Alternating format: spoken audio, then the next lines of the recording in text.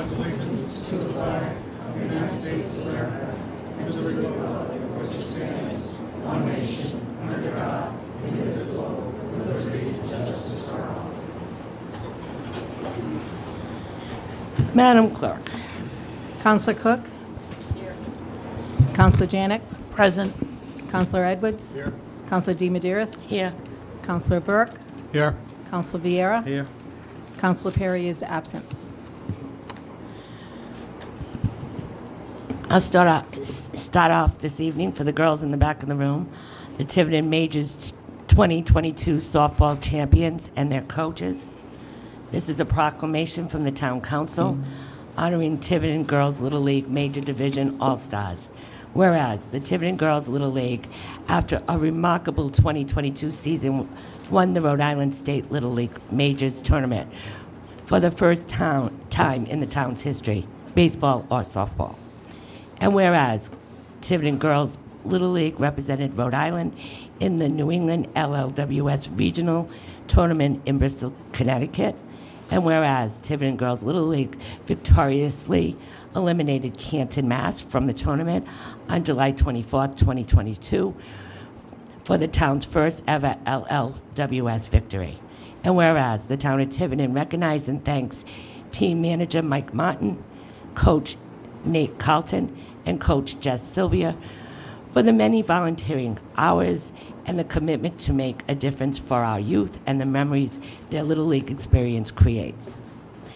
As be it therefore proclaimed that every official and citizen in the town of Tiverton is proud of the Tiverton Girls Little League Major Division All-Stars and extends their most sincere congratulations and continued success in future endeavors.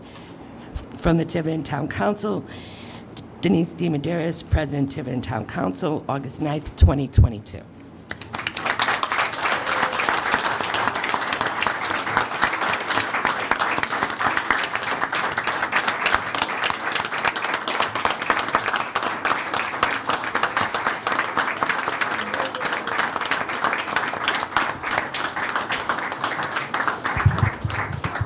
Okay, as I say your name, please come up and get your certificate. Kaylin Archibald, and I'm gonna, tell me your name.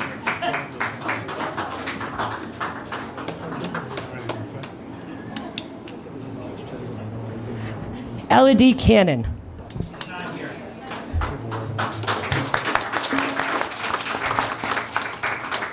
Kelsey Conway.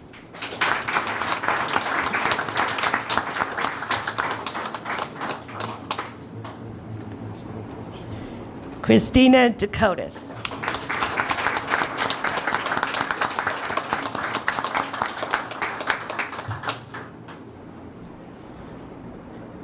Morgan Domino.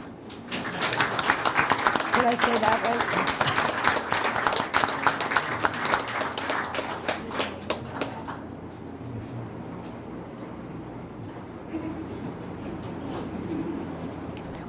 Abby Gilfillan.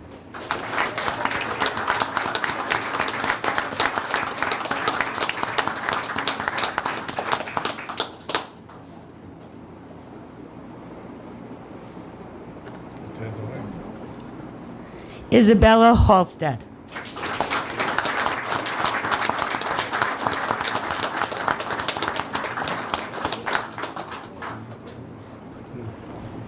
Liliana Lewis.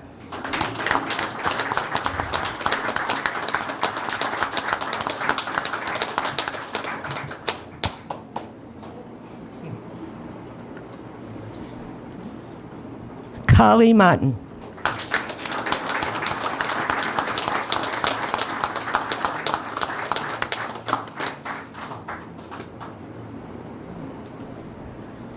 Sophia Morales.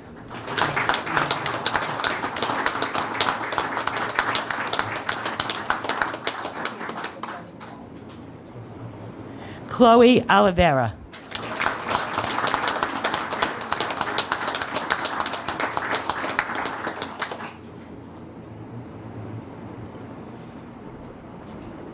Paisley Parisi.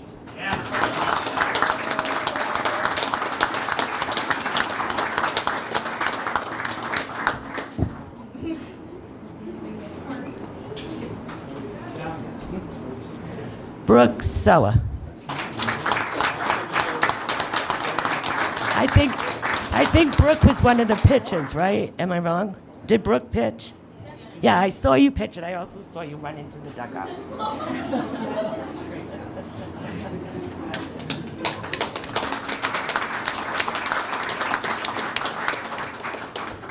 And another one of our pitchers, and I watched her a lot also, Adelie Wolf.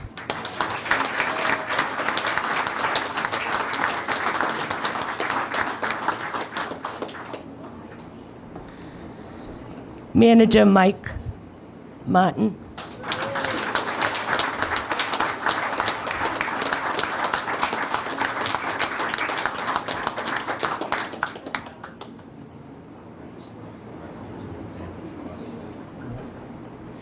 Coach Nate Carlton.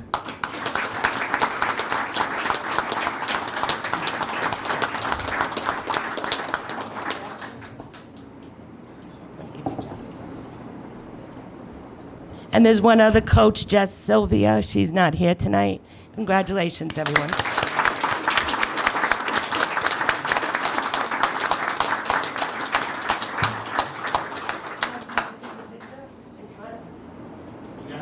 Come on, girls, one last picture. I know you're getting sick of us, but.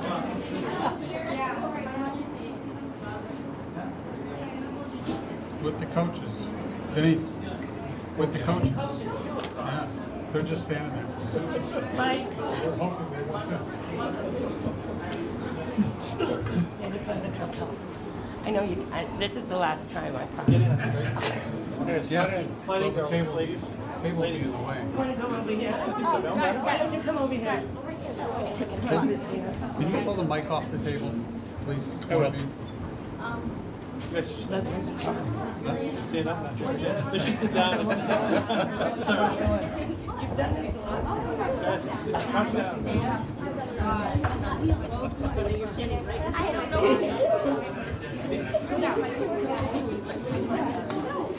Yeah, you're tall, she's taller.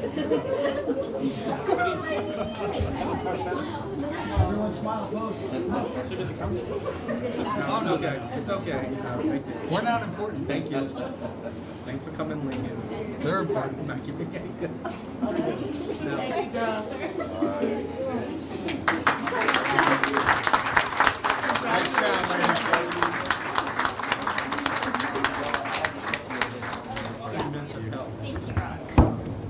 Did you break your wrist?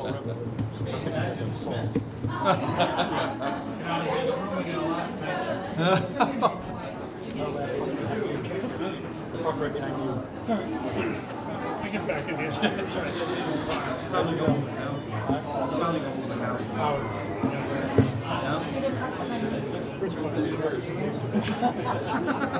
You know, I have a little soccer one. I know, I was going to have you. It's okay. It worked. I know, I was like, I remembered halfway through.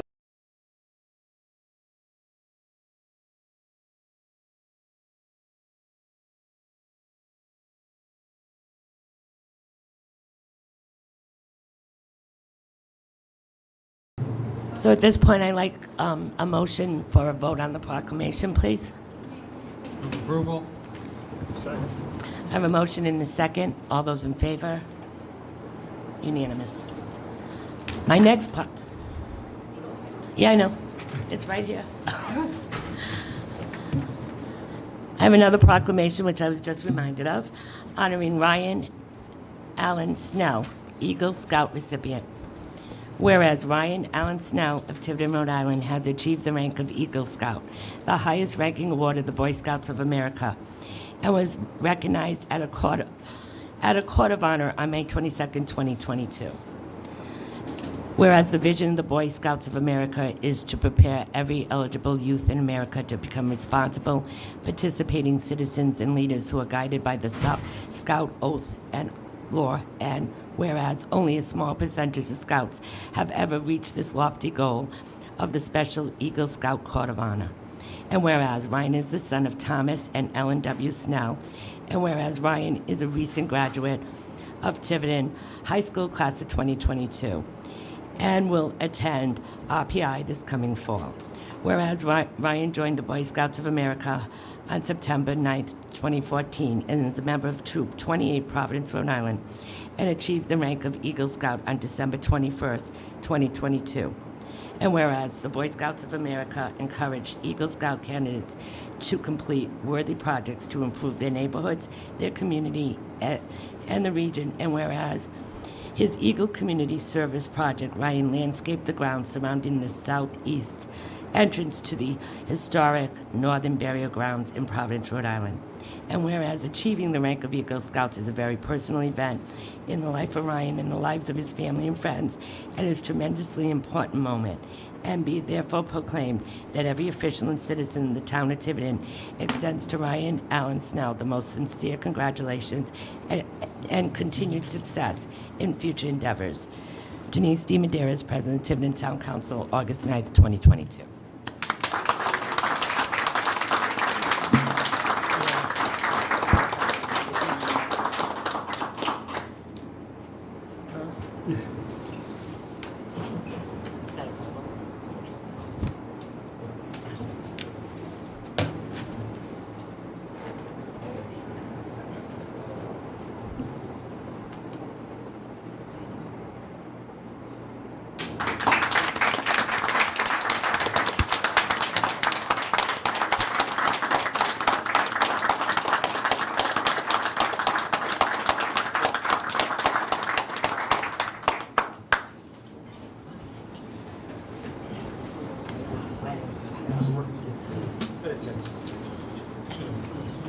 We need a motion for that, then? Yeah, the 2022. You make a motion to? Should we correct it? Yeah. Motion to approve the proclamation for Ryan Snell with the correction to the date of December 21st, 2022 to make that 2021, I assume. And we will reprint that, Ryan. Second. Motion's been made and second. All those in favor? Unanimous.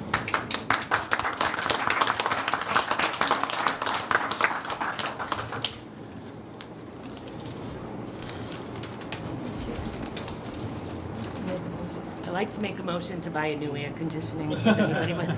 Second. It's not on the agenda, so. Oh, man. getting close. Yeah, I know you're getting them. So we'll continue with the public presentation. Northpoint Development Corporation, presentation regarding future development plans of the Tiverton Business Park and disclosure of a previous approved purchase and sale agreement as voted by the Town Council and Executive on June 13th, 2022. We've been in negotiations since sometime in May with Northpoint for the development of the rest of the industrial park. The sales and purchase, like I said, was signed June 13th, 2022, and for the sale price of $5,000 per acre, which per $5,000 per 100 acre. No, What? per acres. Yeah, because you look at me like I said that wrong. You said 5,000. Is it 50,000? 50,000. It's 50. Oh, all right. 50. 50K. That's very smiling. Good thing that was signed in June. Which anyway comes out to somewhere around $5 million. The council is very excited to begin our partnership with Northpoint. Of course, the next step will go to the planning board and go through their process. Northpoint is here today to give the community an idea of what's going to be at the park. I think you'll all be as excited as we are. We have Brian. Are you going to do it or? Okay. You can just slide it on a chair if you want. Oh, thanks. Yeah, I think you're the one that told me that. Because I wrote it. Yeah, it was on earlier. Thank you.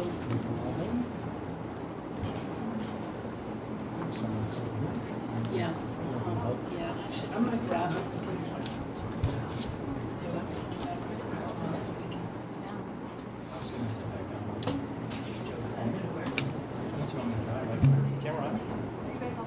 Yeah, what is it here? Yeah, but I actually did. You might. Never remember the planning board here. Say the same slides are in their booklets, so they can state their seats. Just one for me. Just one for me.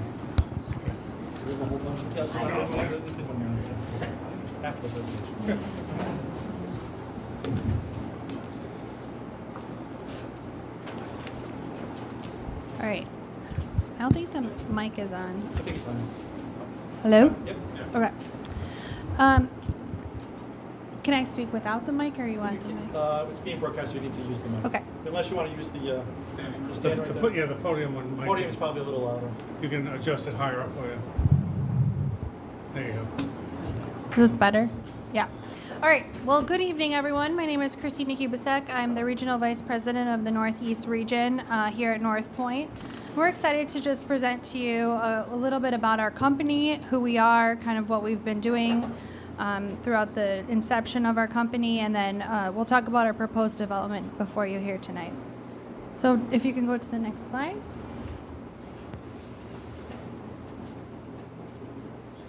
So Northpoint Development is the largest privately held industrial development in the United States. We've only been in business 10 years, but in those 10 years, we started with one industrial development the first year and kind of grew and learned the ways of building throughout the years. So you can see the statistics up here. I'm going to move this a little bit.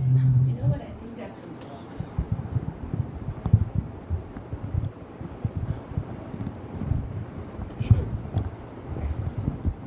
There you go. Oh, thank you. That makes it easier. All right. So as you can see, pretty high amount of square foot of industrial throughout the United States. Currently, we have 141.7 million square feet of industrial throughout the country. We are headquartered in Kansas City, so that's where a lot of our industrial started and is today. But one of the things I wanted to focus on today is the $9.4 million in charitable contributions. So Northpoint is unique as a developer in that we're a long-term holder. So we don't just come into a community and build a building and flip it to somebody else. We come in for the long haul. So we have our own in-house property management group, and sorry, I'm so out of breath. It's a little hot in here. But so we come into a community wanting to be a partner because we're going to be here for the long haul. So not only do we design our buildings to last, but we try to become a partner to the community. So we like to make a lot of charitable contributions. We try to help with events in the community, any sort of donations that are needed, sort of all over the board. So as an example, Joe, who's a colleague of mine, and I are in our Chicago office, and we heard a need from one of our communities that we're in Chicago that had a need for back-to-school supplies. So we hosted a back-to-school drive and collected school supplies for this charity and then donated all those. So we filled 100 plus backpacks full of school supplies to the charity that needed them. So just kind of an example of how we try to be a member of the community instead of just kind of coming in and building our building and not paying attention. So one of the other things I wanted to focus on is the list of industrial clients you see here. So what we build is a spec building. So that means that we don't actually know the tenant when we're building. 9 times out of 10, we have the tenant lined up before the building is finished, but sometimes the tenant doesn't come until the end of the building. So what we build is what's called a spec building, and it could be 1 tenant, 4 tenants, 5 tenants that come in the building. But we build the building thinking that they will come. So you could see here that we have over 550 industrial clients, ranging from your General Motors to your Chewy's, kind of, and everything in between. So this is a list of the top, the larger clients, but we also have mom and pop clients who are local to the community who may need some industrial space, may need some light manufacturing space. So we don't have just a list of people we go to. It's just kind of whoever needs space in the region is who we target our tenant pool to. And then one other thing I'll mention about Northpoint is we do have offices throughout the country. It's okay. As I mentioned, we're headquartered in Kansas City, but we do have offices from coast to coast. So you can see with the green little dots on this screen are all of our office locations. So we're quickly growing, and California all the way to New York. So trying to make a presence and grow our company within the 10 years that we've been in inception. All right, next slide. And I apologize. I am going to take off my coat. If you have this baby. I will not have this baby. I'm just a little bored. I am a nurse, so I will. Very good hands. Okay. Sorry. Oh, I'm fine. No, I'm fine. I'm fine. Thank you. All right. So this is just a map of some of our experience to date in the Northeast. We did actually this morning celebrate the groundbreaking of the Great Pond Logistics Center, which is in Windsor, Connecticut. So that is our second project in the Northeast region that we have broken ground on. The first one was I-95 Gateway, which is actually just up the road in Warwick City, Rhode Island, right across the street from the airport. In addition to those, we are working to entitle a number of projects in New York, 2 in Staten Island and 2 in Long Island. So we're, like I mentioned, we're working on growing our presence in the region.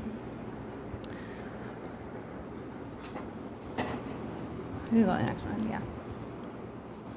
And now Joe's gonna give a little update on what we're gonna propose here today. Thank you.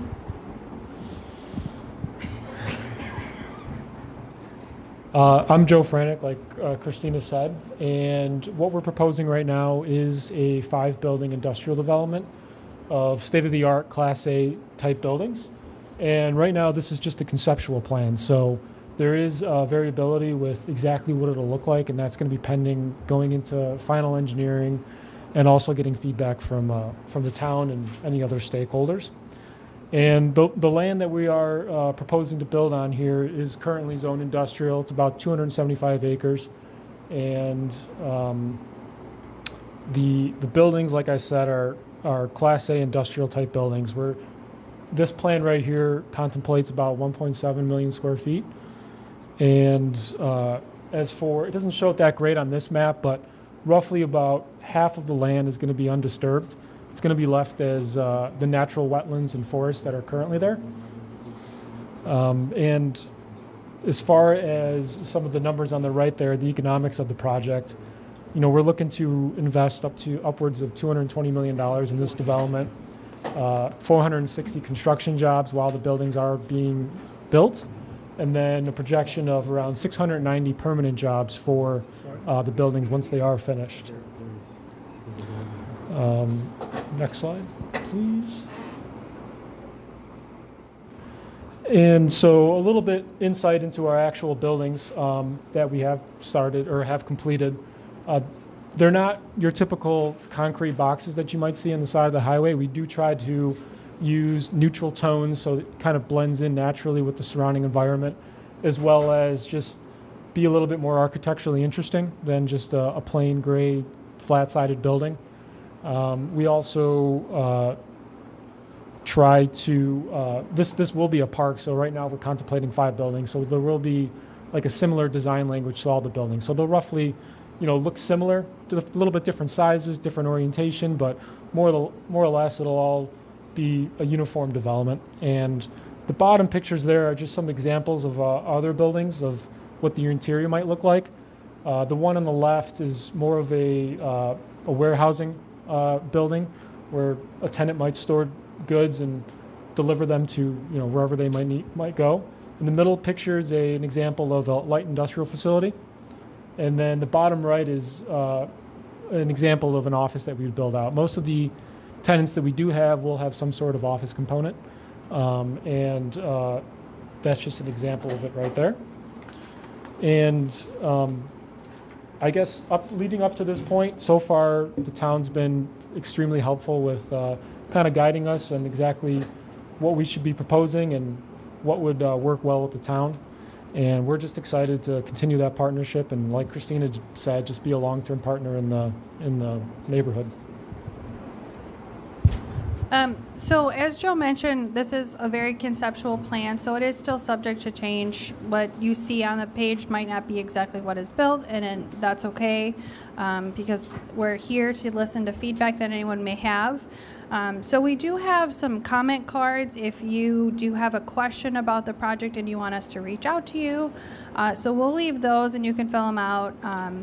Otherwise, we can put our email addresses on the town website, and you can certainly send us an email with any questions or concerns. And as I mentioned, and Joe mentioned, it is subject to change based on feedback. So if there is, an alarming number of feedback about a specific concern, it's something that we know we have to address and make those changes as needed. So with that, any questions, or do you want to? Why doesn't the council come back? Yeah.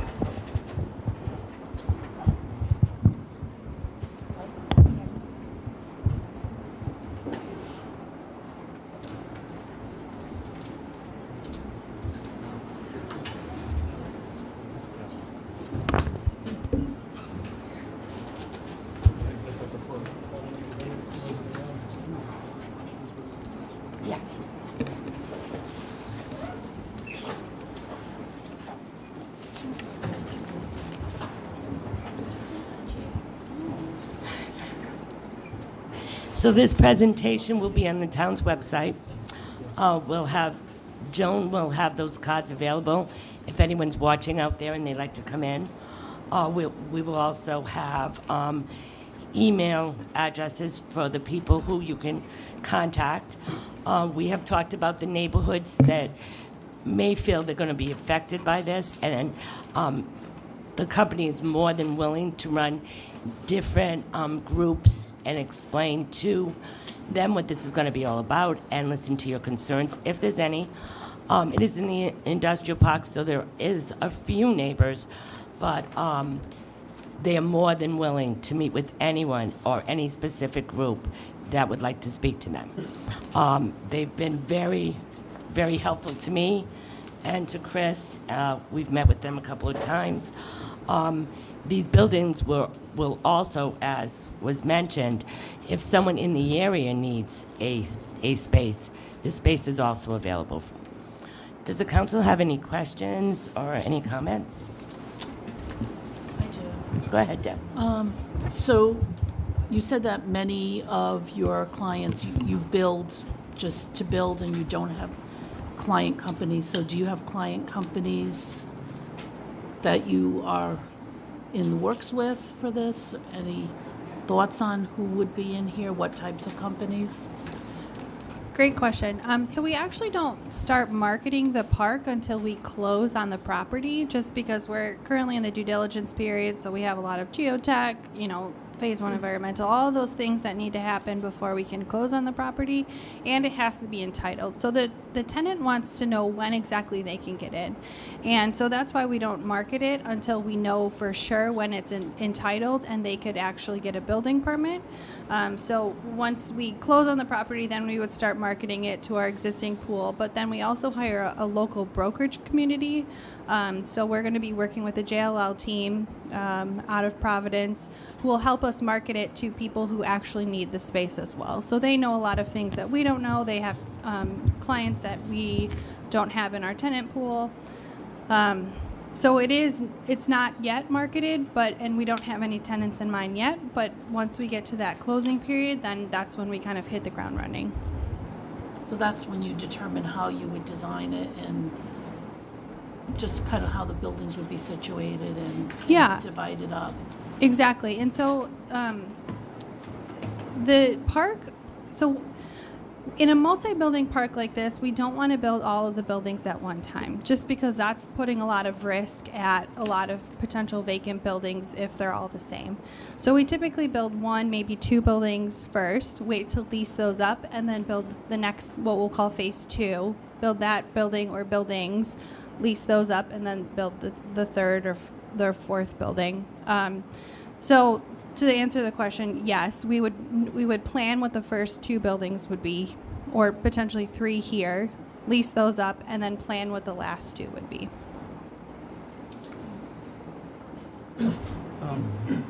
So, thanks. I appreciate the presentation and the plan. I appreciate the open space commitment. I think that's wonderful. And at least the conceptual drawings, are fairly aesthetically pleasing. Just a couple questions for you. When you do find tenants, how do you address any potential environmental issues based on the types of work that they perform? Great question. And because we are long-term holders, we have a liability to ourselves and to our financial partners to make sure that the buildings can get leased.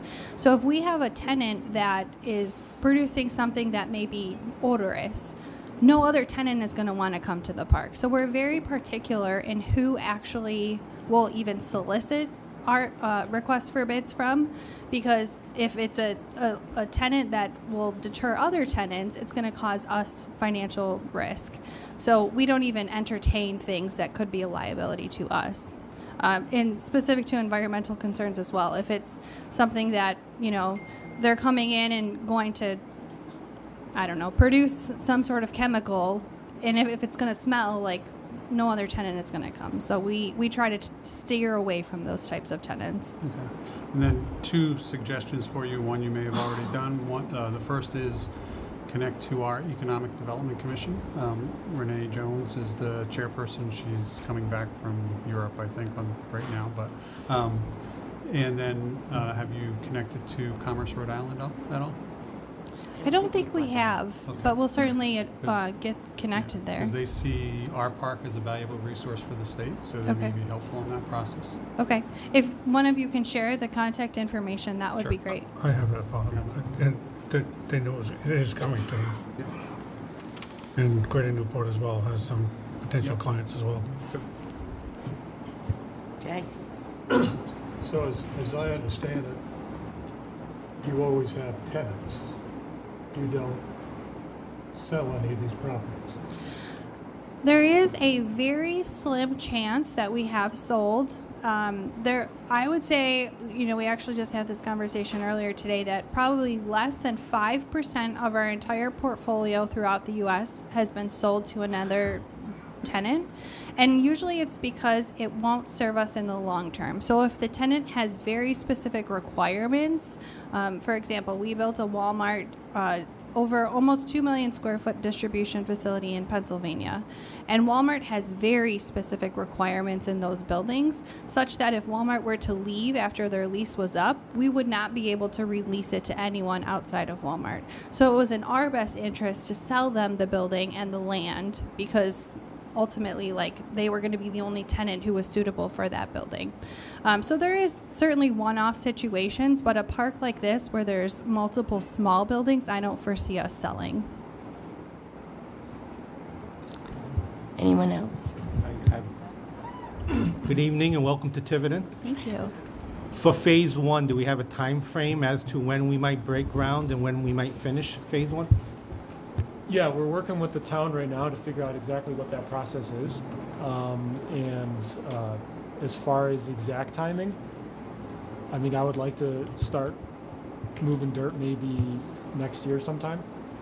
As soon as that, it just really depends on how everything goes through the entitlement process. So you think spring of next year, you think, Probably or summer? not spring, probably towards the summer. Summer. Yeah. I was just going to mention also that this has to go through the planning board process, so it's difficult to say when the ground will be broken, because they have to go through a master plan, a preliminary plan, and a final plan, all which will be open to the public and public comment. And that was more or less a better case scenario for the development, so Yeah. we're still working through those details. That process hasn't even started yet, but it's about Yeah. to, right? I just wanted everyone out there to know what was going in there. There's been a lot of questions, and we felt that this was very important to present. All right, any other questions? You sure? Okay. Anyone else? All right, well, thank you very much. I'm going to take a couple-minute recess so we can all kind of cool off, maybe. Thank you all. Thank you.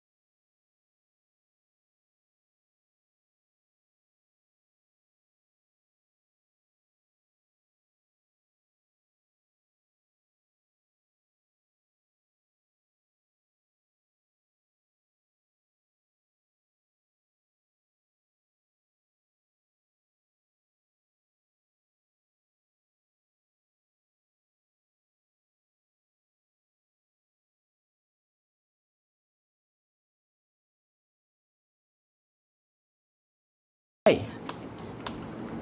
Now we can go on. Consent agenda. Approval of Town Council minutes, July 25th, 2022, regular meeting, July 2022 executive session, acknowledge receipt of minutes from boards, commissions, and committees. The Solar Ordinance Advisory Committee 2, FTR and Personnel Change Advisory Subcommittee 3, Board of Canvassers 1. Acknowledge receipt of reports, Town Administrator Department monthly reports, July 2022. Town Administrator, Police and Fire Department overtime reports, July 2022. Acknowledge receipt of correspondence, email petition from A.G. Miranda regarding paving remainder of Captain Circle. This was referred to the DPW Director. Approval of tax assessor abatements, $421.35. Would anyone like to take anything from the consent agenda? Yes. I would like to move 8 ABCD appointments and resignations in front of the hearing. All right. Yeah, we will do that, but I just want to approve the consent agenda. So do you want to take anything of the consent agenda off right now? Yes. Pull 5C. Okay. And 1. 5C1. 5C1. Bill? 5A1, the July 25th regular meeting minutes. Okay. Jay? 5D. D is in dog. 5D. Okay, so I need a D is in dog. I need, everybody's hot, I think. I need a motion to approve, which would be 5A2, B123, C2, and E. So moved. Second. Motion been made in second. Any further discussion? All those in favor? I'll go in order right now.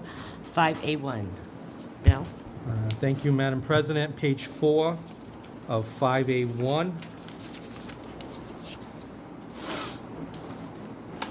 Maybe halfway down, Councilor Cook, motion to reappoint Bill Thompson to the Harbor Commission with a term ending 7/15/2024, seconded by Councilor Janik. The motion passed 6-1 with Councilor Vieira opposed. I believe the motion passed 5-2, and my last name is spelled wrong. You are right. It was 5-2. Councilor Perry opposed Yes. also. Yeah, that's true. And let's try to spell Councilor Vieira's name right. And with that change, I make a motion to accept 5A1, July 25th, 2022, regular meeting minutes. As amended, right. Second. I have a motion and second. Any further discussion? All those in favor? 5C1, I believe that was you, Donna. Yes. Okay, I wanted to ask the page 4, it says planner. And I was just wondering if there's any schedule going forward, and will she be coming down here at all, the new planner? And I also wanted to know if there's any type of report for the planning board at all. Did anyone do a report as to what's going on? So she is, she will be coming in, having office hours in town. They won't be full hours like the past planner. She's a contracted employee through Weston and Sampson. She's doing the administrative officer role for the planning board, and she will provide updates to the planning board as to where the administrative officer role has, accomplished issues. Right, it's just that it's blank, and I was just wondering also, is there any type of a report or anything? Did anyone do a report as to what's Not going yet. on? She just went to her first meeting, I believe, the last planning board meeting, and because she was on vacation before all of that, so she's just getting acclimated to the issues in town. Was there any report sent to the planning board at all No, At all? because there was none. There was no plan, there was no plan. There was recommendations from some stuff that was on the agenda that was prepared.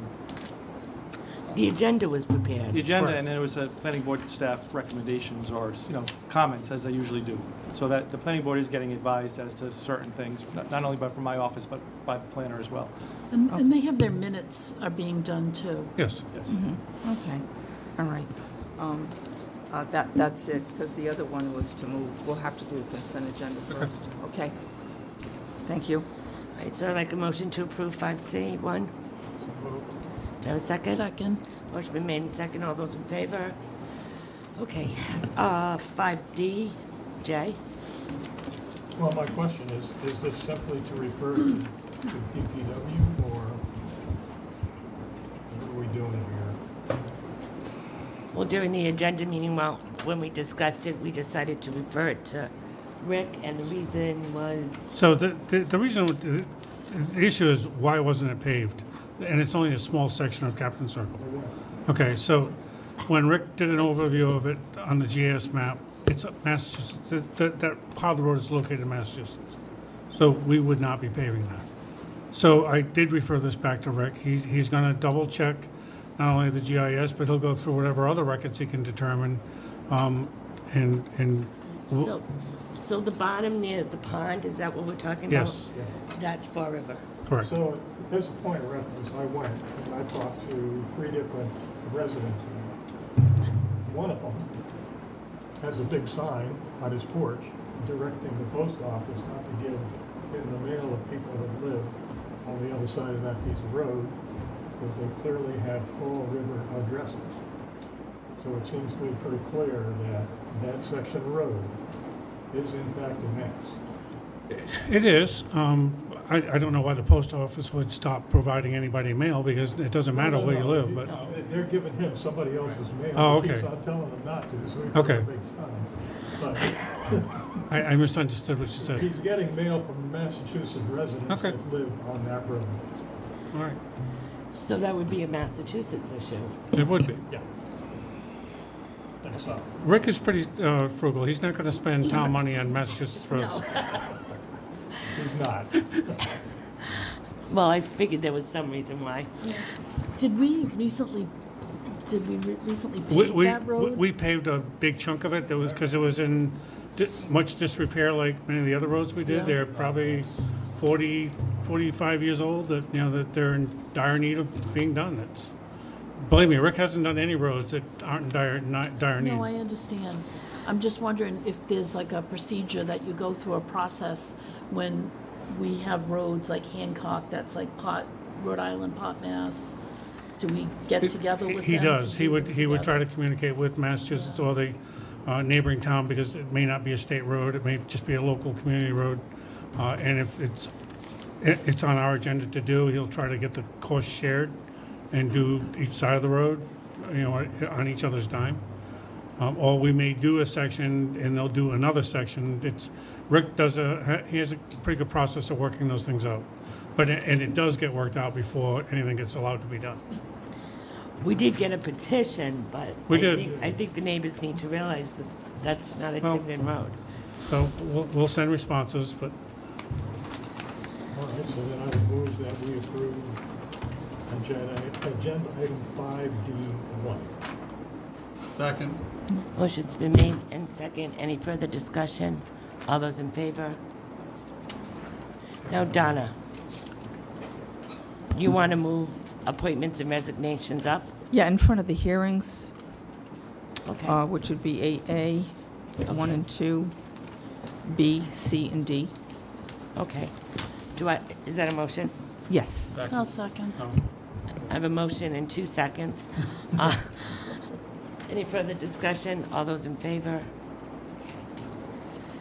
Zoning Board of Review, 2 alternates, 1 year term, 2 vacancies, annual report.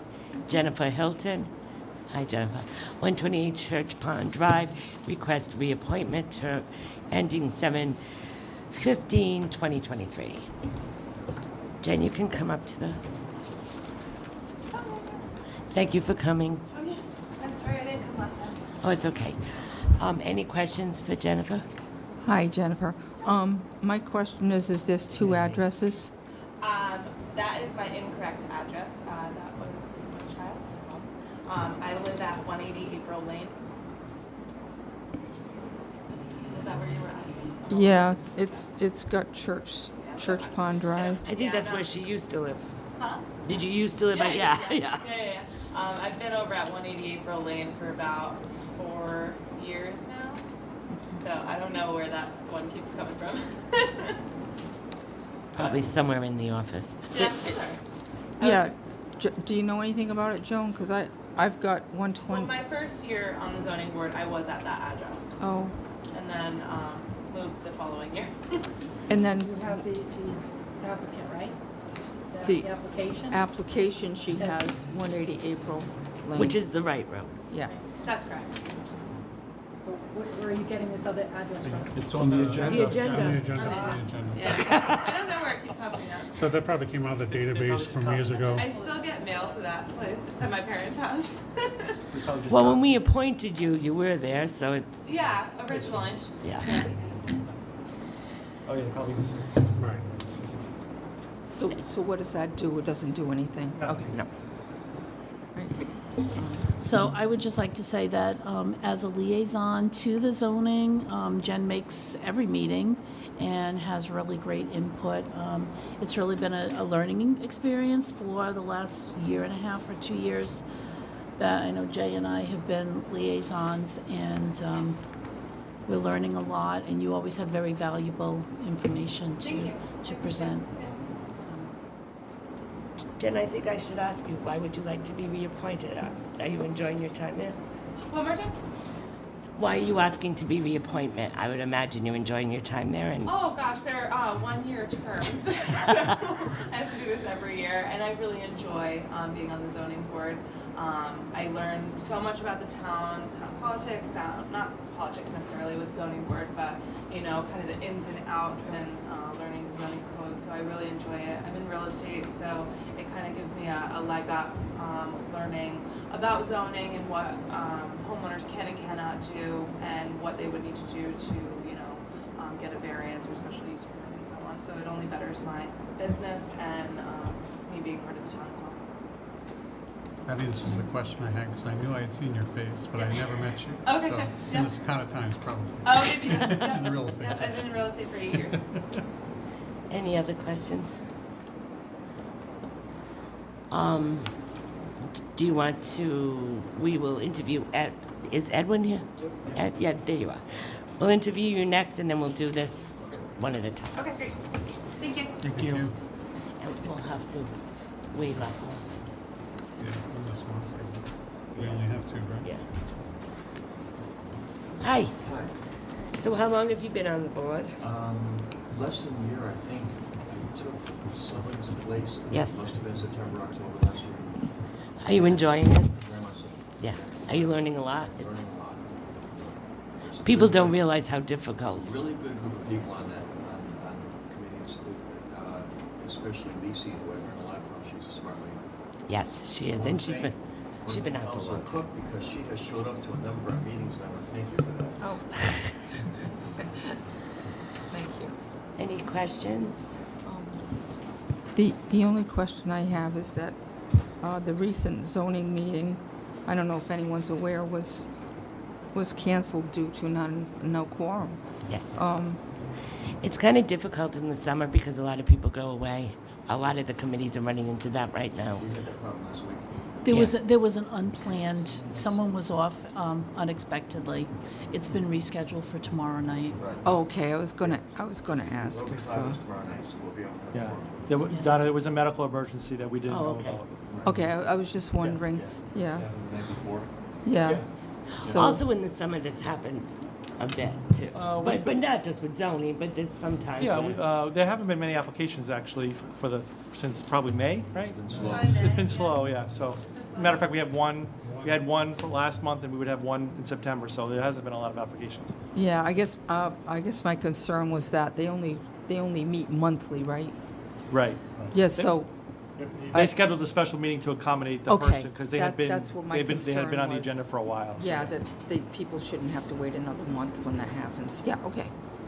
Thank No, you. they meet monthly, but they've actually had to cancel some because there were no applicants, so. But well, this one got moved to this week. This one didn't have one, okay. And I know you've only been there a year or less, but you have made valuable contributions Thank you so also. much for saying that. That's very nice of you. Thank you. All right. Okay, so if we were to appoint tonight, we'd have to waive our policy. Does someone want to make a motion? So moved. Do I have a second? Second. Motion's been made in second to waive our policy. All those in favor? I'll entertain motions. We can do them together or separate. It's up to the will of the council. I'll make a motion that we appoint Jennifer Hilton of 180 April Lane. 180 Is that right? April Lane. Okay. To the zoning board with a term to expire 7/15/23, and Edward Schroeder Jr. of 124 Lancaster Way with a term to expire 7/15/23. And these are both alternates? Yes. Yeah, both As alternates. As alternates. I will second that. Yeah, they are alternates. So I have a motion and a second. Any further discussion? All those in favor? Thank you very much. Thank you both for your contributions.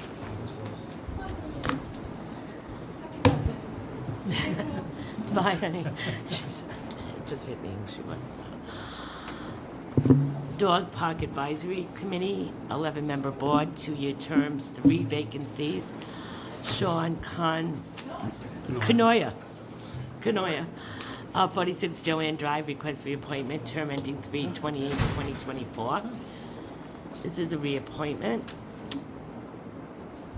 Sean, I want to thank you and all the members for that wonderful dog park we have.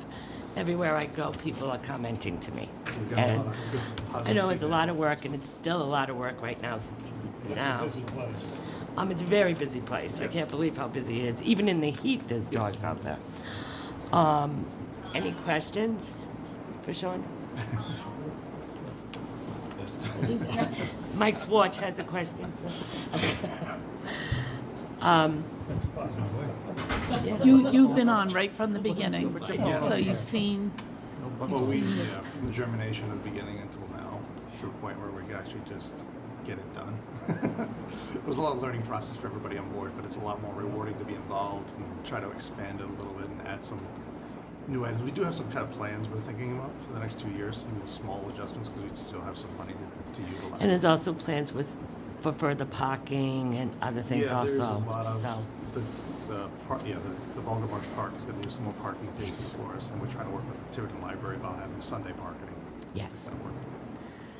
Okay, there's 3 vacancies. This is a reappointment, so we can motion to waive our policy if we wish. I have one curiosity question. Go ahead. Do you have a relative in Jamestown? Not Okay. direct, but indirect. Oh, Gary? No. No? Okay. There's a lot of lawyers I don't know. Okay. Sorry. In Canada, it's like Smith. Oh, Canada, okay. Do we have a motion to waive our policy?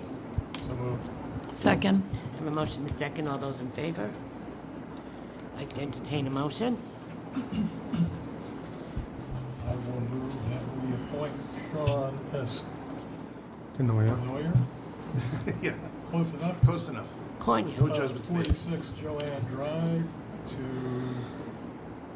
an appointment on the Dog Park Advisory Committee to expire 3/28/24. Second? I have a motion and second. Any further discussion? All those in favor? Welcome aboard again. Thank you, everybody. Thank you. Economic Development Commission, 5-member board, 4-year terms. There's 1 vacancy. Daniel R.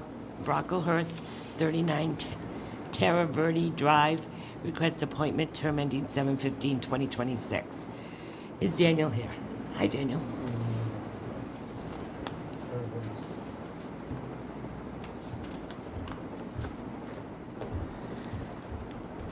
Daniel, tell us a little bit about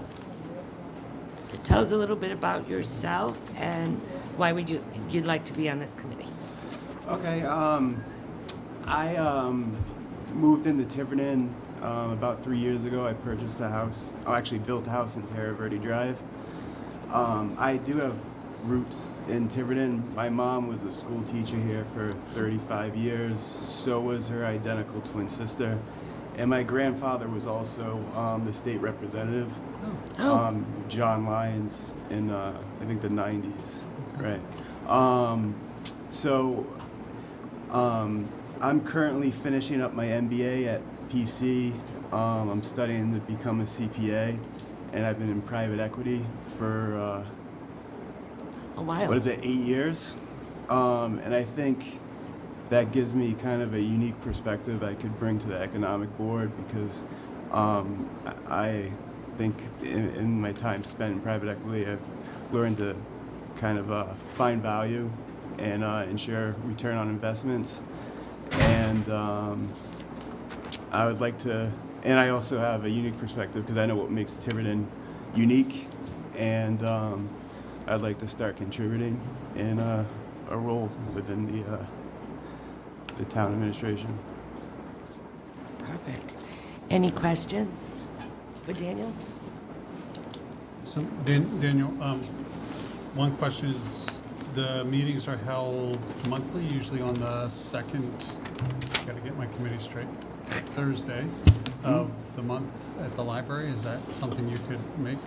Well, if you know Terra Verde, I'm right down the street from the library. Yeah. And we've actually my office, we broke our lease. So I work exclusively from home, so that wouldn't be a commitment I'd be afraid of, making. And you note that you're not certain what the demands are. I mean, it's become a much more active committee under, as far as I know, under Renee, the current chair. And so she's always looking for folks who can dig in, because sometimes she tends to overdo her own on her own, and doesn't remember to ask for help. Right. So, it's always good to have folks who can roll up their sleeves and dig into the projects.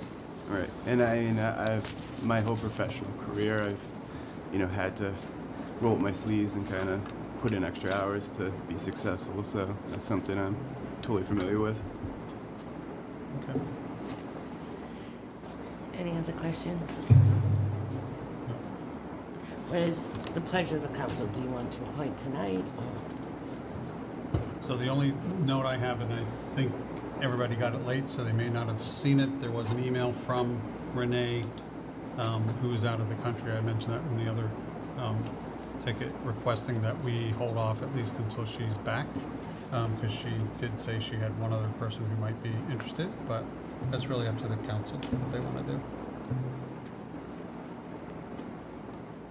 It's up to us. We could waive the policy. Usually, the commissions don't interview the candidates or give a recommendation. Right. That would get very lengthy if we did that. So, if we have a motion, we could waive the policy. I'll make a motion. I think he'll be a nice addition. We need to waive the policy. Yeah, you have to waive first. You have to waive the policy. Oh, waive the policy. Okay. Motion to waive. Do I have a second? Second. 2 seconds again. I have a motion and a second. All those in favor? Go ahead, Donna. Yeah, I'll make a motion to go forward with Daniel R. Brockhurst at 39 Terra Verde Drive to be on the Economic Development Commission, and the appointment ending on 7/15/2026. And thank you. Thank you. So, Daniel, so that you know, well, we have to take a vote. Yeah, first. do I have a second? Second. We need to just vote. Motion's been made in second. All those in favor? Okay, go ahead, Mike. They are meeting on Thursdays. They had to move their meeting, so that's why I'm double checking, because of her being out of town. Because she's out of town. But I think she's going to be back in time. I'm just trying to.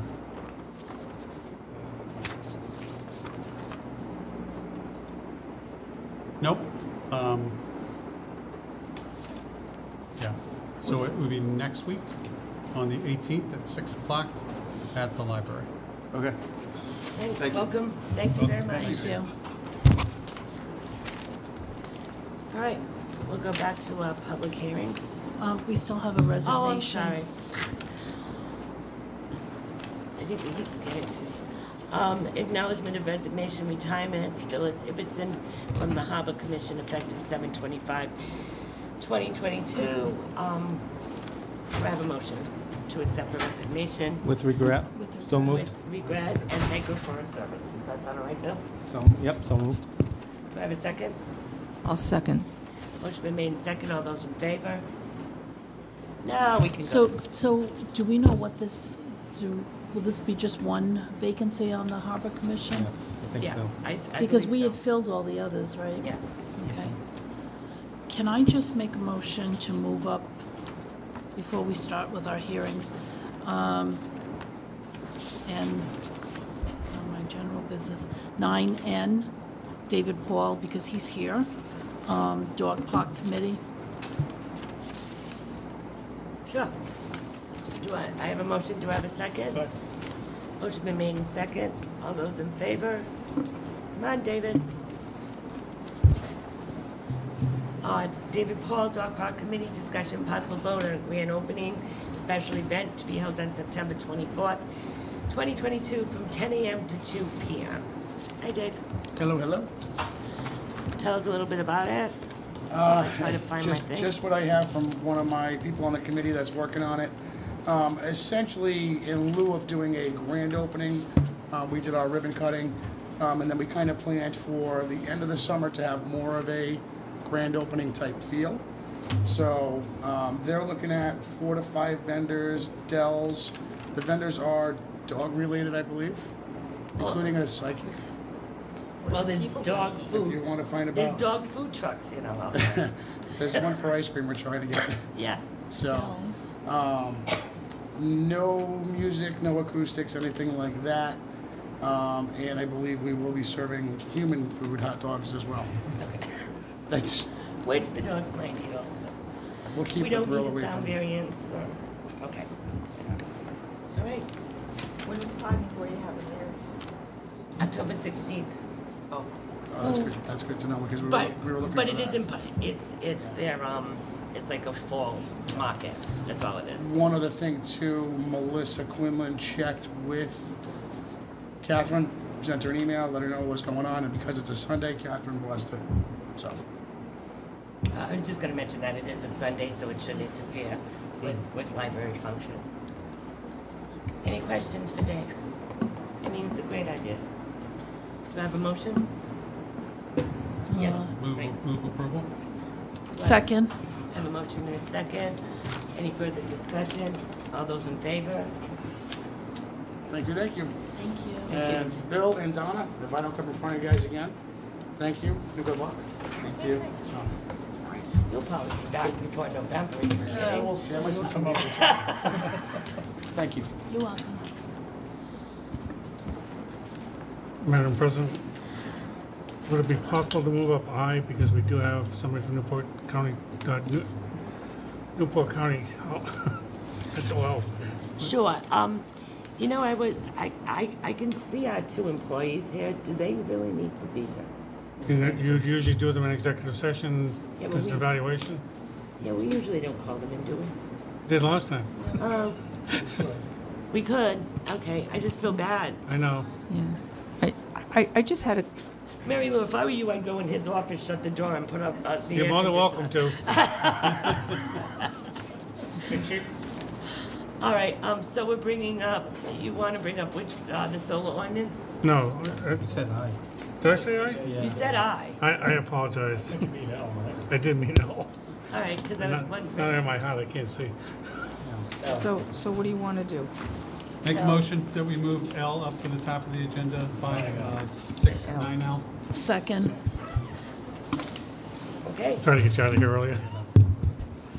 so I have a motion and second. All those in favor? Hi. I'm waiting for both of them. Chief. You might want to stick around, Chief. It could get physical if this heat keeps up with us. I don't know. I have faith in your decorum. I'll teach de-escalation in the Like, I was thinking, go outside to cool off, but that's not gonna help either, I don't think. So as I said at our last meeting, that we would kind of draft up an MOU to put before you, and I think this is, pretty much represents the services that would get performed and the arrangement that we would have between the parties. So, Chief, you've had an opportunity to look at this, is that correct? I have. So we've been working with Dana and her group at Newport County Mental Health, and they've been exceptional so far, even without this MOU. Just to give you an idea of what's going on in Tiverton, we wanted to do a snapshot so they could craft together an MOU that would best serve the town of Tiverton. So we went back till July 6, 2021, till July 6, 2022. The police department answered over 32,000 calls for service. Now, of those, 412 that we could identify were mental health calls. And I know I made the presentation to you before that we're not coding mental health calls. So that was calls, and how we coded those were known attempts of suicide, known overdoses, and a legitimate mental health emergency. So what we've been doing up until recently is using a catch-all code, which is a check the welfare. So since we've partnered with Newport County Mental Health and we've kind of doubled down in our efforts because of the impact that it's having on the community and the police department, we're doing a better job of coding these issues. Part of this agreement would bring Newport County Mental Health into our community at least once a week. They would also be on call for us 24 hours a day. We would address any particular issues that they have that we feel we're seeing out in the community. And also this includes a component of our own wellness, meaning public safety, your police officers and your firefighters. So given everything and the stressors that are put on them, and I know I made the presentation before, and I know this includes firefighters as well, the biggest killer of law enforcement last year was suicide. So this is something, as small as we are, we still deal with the same issues that every law enforcement officer deals with in our nation based on frequency and volume. So I definitely feel that this partnership with Newport County Mental Health will make us more aware, will bring benefit to not only the community, but your police officers and firefighters. Okay. Any questions? So what happens now if you get a phone call of a suicide? Are they admitted to a hospital once you? Correct. And is that a local hospital or a Butler, or what, how is that determined? So it depends, sir, because if we have someone that is, given our proximity to Fall River in Massachusetts, the nearest emergency medical facilities are across the state line. So if we have an individual who is willing to go with us, who is cooperative, and is voluntarily wants to seek help, we will partner with Newport County Mental Health, but we will transport that individual to the nearest medical facility. If we have someone that says, I am not going, and we need to involuntarily take them, we take them to Newport Hospital. But where Newport County Mental Health comes in is, we'll take them to the hospital. Normally, it'll be a 72-hour hold, and then they release them. Yep. Newport County Mental Health will follow up with us and go there to make sure that that doesn't happen again. So, if they refuse to go with you, you bring them all the way to Newport? Yes, ma'am. All the time? Yes, ma'am. How about the EMTs? They'll go too. Can't come back across state lines. Right, but I do know that a lot are brought across state lines to the hospital. Voluntary ones, and people, especially in Tiverton, a lot of mental health primary care physicians operate in the Massachusetts side. And the same thing happens there. They sit there for a couple of days and are released. Correct. Because, a week sometimes, because there's no facilities. Right. One of the things we talked about, Vice President Burk talked about last time that we met was, which I tried to build all of your feedback into the MOU, was trying to encourage the residents of Tiverton to take part in the Rhode Island services, right? Because if we can engage them in the Rhode Island service system, all of the new monies that are coming in for mobile treatment will help to engage them in a way where they're not boarded in hospitals, that we don't have these chronic recidivistic situations where 20% of the people that we service collectively are using up 80% of the resources and they're not getting any outcomes. Yep. We were saying if they were getting outcomes, we might not have the same argument, but it's, you know, it's just, there's so much more we could do proactively by having this partnership. And I just want to say it's been on our part, it's been amazing working with the police department. I know the fire department has also expressed interest in coming in, which we would obviously bring them in. And in addition to this, I think, you know, having the exclusivity of the sort of having a pathway for us to have a direct care pathway, but also having the opportunity to have the case conferencing, which is really big among all of the providers that see these folks, because then we can catch them before they end up calling them. One of the metrics we want to look at is we want to reduce the number of behavioral health calls that escalate to the point of having to call the police, right? So, you know, there's a lot of opportunity, I think, in these partnerships that goes well beyond, you know, how will we, one of the recommendations was build a sustainability plan. So we put that in the MOU so we could figure out how to fund this once we get the data on what the scope should be, so we can figure out how to fund this year after year. And the issue that comes up, if I might add too, is, thank you. 2 points that I know that Newport County Mental Health kind of addressed when we first met. From our perspective on the police department side, it was clear that we weren't part of Aquidneck Island. So, and that was one of the complaints that we made and received over-apologetic conversations about how Tiverton, Little Compton, this side of the bridge, was left out of the conversation, that Newport County Mental Health and other agencies kind of represented them. So it was a good platform and a foundation to start the conversation to be better, and they have been nothing but since we've had that initial conversation. The other thing two things I'd like to add, that what we've done also, we've trained 3, Sergeant Ledoux, Officer Melody, and Officer Michael DePazio. They're crisis intervention officers, so they just came back from the training. So obviously Sergeant Ledoux with all his community outreach, Officer Melody and Officer DePazio work from 8 o'clock in the morning all the way to midnight. So we'll have designated officers working 16 hours a day to work and coordinate with Newport County Mental Health.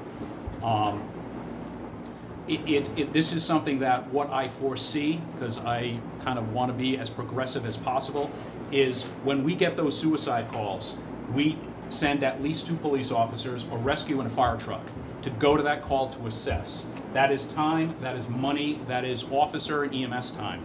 I know what the plan is, and it's done in other parts of the nation. Austin is leading the charge, that when you call 911, they identify and they have trained dispatchers, which is also part of this plan, that they're going to train our dispatchers to identify mental health callers so they can get them the services that might not require police and EMS intervention. So they're saving our time, and they'll go and they'll follow up. We'll know that they're in town, we'll know that they're there for safety issues, but this is where, when we're spending and investing in this, you're getting it back in the future by saving police officer and firefighter time. So, I just want, so these 15 points, is this what you want to put in the memorandum of understanding? Is this just a draft of what you want to have in it? Okay. And you just mentioned number 9, the development of financial stability plan. Will that be approved by the town council? It has to do with finance? Absolutely. The whole thing will have to be, yeah. The other thing was indemnification. Are we going to be insured by the trust for all of this? The intervention for anyone that wants to sue us? Talking about insurance. That says they didn't want to go, or they were forced to go. We need to be. So when it comes to any individual that, the services that we envision, and of course Ada can speak to this, from Newport County Mental Health, they're volitional. So when we are dealing with someone that, I'll use the suicide example, I'm not going. They're out of the picture. That is a law enforcement, public safety, community caretaking function that the police department does. We're gonna get that person, one way or another, to a medical facility so they can be treated, so they don't harm themselves. Okay. Where Newport County Mental Health Services come in is for people that want to gain help, which and I'm sure she can speak to this better than I can. They have that crashing point, or they bottom out, or whatever metaphor you want to attach to it, and then nothing happens. So we're back to the same house, and I can give you, unfortunately, a ton of stats about repeat offenders, and I don't want to use the word offenders, but people that are in crisis, that we're going to their house, and we're just taking them to the hospital knowing they're going to be out in 72 hours. Well, would a better word be recidification? Or Yes. Yeah. And that's what this is hopefully trying to do, is ultimately save lives. It's really repeat crises that they keep Right. cycling through. Right. Yeah. And that's what we're doing, is we're cycling them. It's like a revolving door, and unless you change something to break that, that's what keeps happening. And we're throwing all that money and all those resources, and we're not helping them, so. Yeah, and Like the president brought up too, when you send a police officer to Newport Hospital, that's 2 police officers. If we only have so many on the road, I'm ordering them back with overtime. That's why I was asking. Yes. Yeah. So if we're saying to these people that, ambulance too, Yes, ma'am. because then you only have one more. And that ambulance is out of service. That ambulance out of service, and you only have one. Yes, ma'am. So how are we gonna do the overtime? So what we're trying to do is avoid it. that's what this plan is. But Donna, It's that putting- overtime exists now. This program will try to reduce that overtime, but by not these repeat people keep having to be taken to hospitals. That could be one of our metrics. We're proposing to develop a list of metrics so that we can report back to you quarterly and show you if we're directionally correct on our work. Yep. But there's the human issue and then there's the financial cost, right? And they're interrelated. This project should reduce the number of calls for the police to have to respond. It should reduce the expense to the town, and it should also reduce the total cost of care for the person who is in need of services. Because hospitalization is the last thing. You don't want to. We're starting with hospitalization with a lot of these folks. And what we want to do is we want to get to them before they actually make the attempt and the police have to be called. That's why we're also proposing a co-location at some of the housing developments and at the senior center, because there's a lot of overlap with those populations, and so we've already done some of the preliminary work. We just have to put the exact schedules together so that we can be available to those folks too. Another issue that comes up is SDOH, social determinants of health. There are so many people that they have mental illness, but now they're being pushed over the edge because they're about to be evicted, right? And so that escalates. And so these are the kinds of things that we can mitigate well before it gets to the police department. So that's really the plan. And also, it's not just the harm to themselves, but harm to their families and, other people in their neighborhood and society, and harm to our police officers too. So it's trying to save all of that. Well, I'm sorry, go ahead. But what I was going to ask is, because what I see in my career, we see a lot of children. So are you dealing with all ages? Yes. Young kids to the elderly? Yes, the services for children in this state are terrible.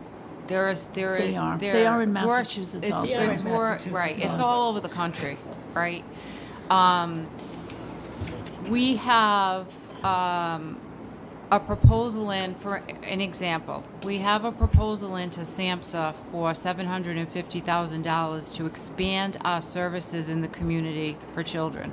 That's nothing to do with this. This is like extra dollars. It's a long shot because they're only giving 10 out nationally, but if we get about 90% of the grants, maybe even higher, that we apply for, if we get that funding, that will just continually build the pathway towards Tiverton's resources for children and families.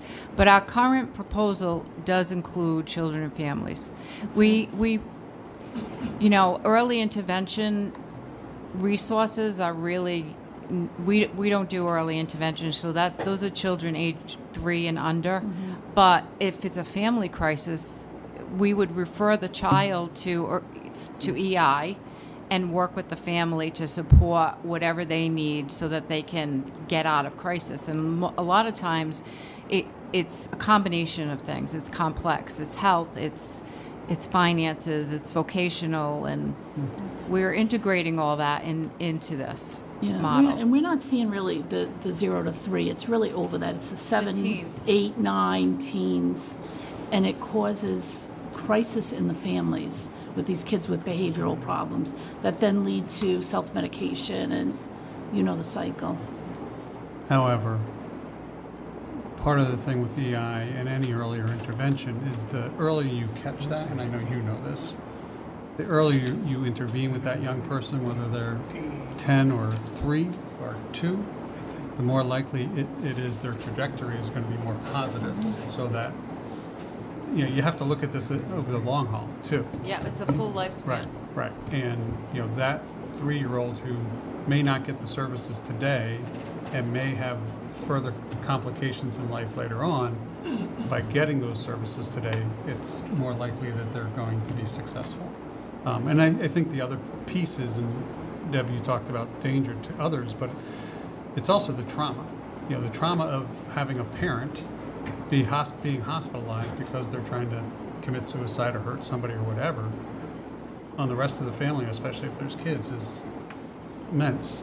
So the more that this can help reduce that trauma and also intervene with the trauma that does happen when any adult, a family member is in a mental health crisis, that they can provide is important.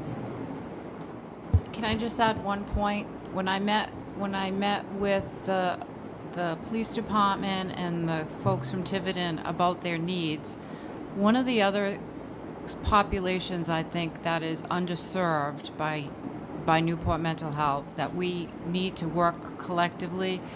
There's people with serious mental illness who are not interested in taking medication or not interested in services. And it takes a lot of engagement and trust building in order to get them to accept that maybe there is something else out there that could help them, because a lot of the diagnoses are treatable with medication. So another example is we do that engagement on our teams, which is, again, that would be covered by another whole billing mechanism. But what I want to point out is that the key to this is engagement, and the partnership of us together creates that opportunity that is not there right now. So we need to think about how do we engage these folks that are resistant, because those are the ones that it feels like to the municipalities and all of the other service providers that they just don't listen to them. Like we say, like if you talk to the housing people, well, we tell them, but they're still going to get evicted. Well, that's our expertise. So let's get in there and figure out how to engage them. We have a pharmacy, for instance, medication on time. It's called the MOP program. So if we can get someone to agree to services, we can deliver their medications every day.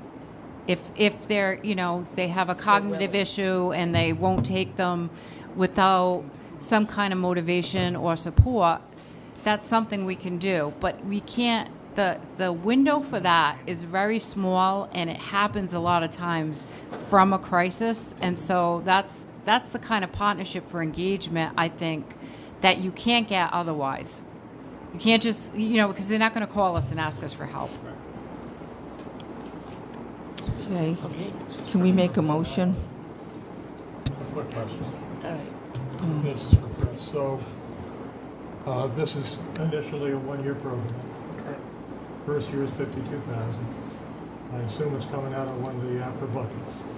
So, I did talk to the Attorney General about this during the parade. I believe we could use the, hey, take the opportunity when you can get it. Yeah, I judged with the governor. We did. I believe we'd be able to use the opioid money. I will get a confirmation from him, and if it is an absolute no, then we'll definitely go the route of ARPA. So then, that also would be true for next year. Correct. And then after that. Well, we are going to try to see if we can find some way to sustain this, so. Right. So I assume we'll evaluate it. Yep. And this is probably a poor way to put it, but if we're getting the bang for the buck that we expect, then it ultimately will become a budget line item for the police department and/or the fire department. Correct. It's going to be so great that we're not going to be able to be without it, correct? That's my plan. Okay. All right, so I'd like to entertain a motion So this is already. to approve the memorandum. Yeah, I'm sorry? this is ready to go. It's good. I know this is the special look at it. Yeah, I know Mike did. Okay. So I would move approval of the memorandum of agreement between the town of Tiverton Police and the Tiverton Police Department and Newport County Mental Health, pending funding identification, Second? contingent on funding identification. Do I have a second from Councilor Second. Deere? Yes. Okay. Do I have a motion and a second? Any further discussion? All those in favor? Unanimous. Thank you so much. Thank you. Thank you, thank you. Thank you. Thank you. Thank you. Okay, now we're gonna go, if I'm correct, and please correct me if I'm wrong, we're gonna go to the public hearing. Oh, wait. Okay. I don't know we have before. Yeah, we have to go back, okay. Okay, I apologize. I thought we were just in general. No, we've been bouncing around. I just have a question, because something's not making any sense to me on the agenda. Okay, all right. Do you want to wait until it comes up, or? I just don't understand why it's being done the way it's done, at all. One's an executive session, and yet I'm supposed to talk about a contract. when we So- haven't talked- No, we're gonna table that. We always do that, and then we Oh, come okay. back. All right. So the evaluation I know is what always she's done talking executive, about. and then Yeah. the contract is done in open. Okay, all Look, right. look, Don, I already put table there. Okay. Coffee table, pen table. All right, so, public hearing, advertised discussion, possible vote, approval of proposed amendments to the Tiverton Code of Ordinance to include a new article in Chapter 14 for Article 4, Stone Bridge Docks regarding town policy, definitions, authority, application fee. Who would like to speak on this? I can. This is what was before us 3 weeks ago to Yep. allow the dock to be utilized for fee for service, which I think we said was $300 a year. Is that what? And that we set up some definitions, some language for how it would operate, and we'd be looking to move approval for it. So, what we're looking at is, oh, I see.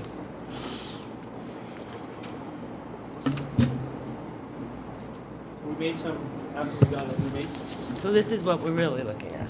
you're looking at a kind of like a red line version? Yes. Oh, is that where we are? This is what, this Stone is Bridge the Dock changes. So after it was submitted, the clerk and I met with the assessor and tried to fill in some of the blanks that were there.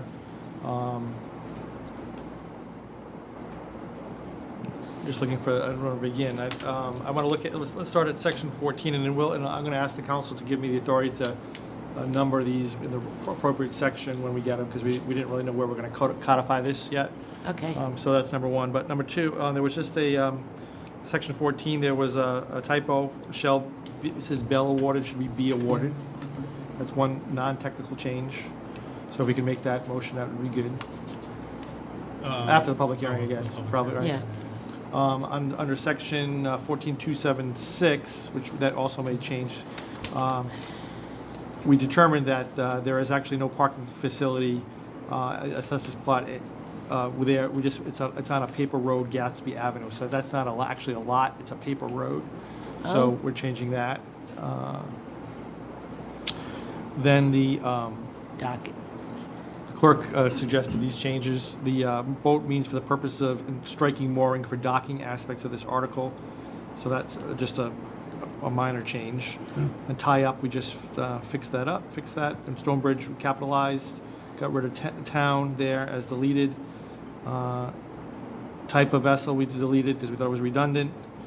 And same thing with tie up on 14278. And we struck. Oh yeah, we need to add under Article 2, Section 14152, the word harbor management.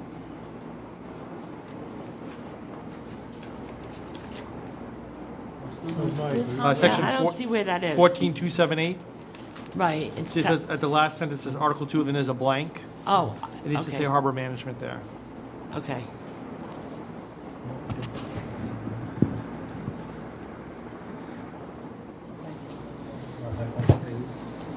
Okay.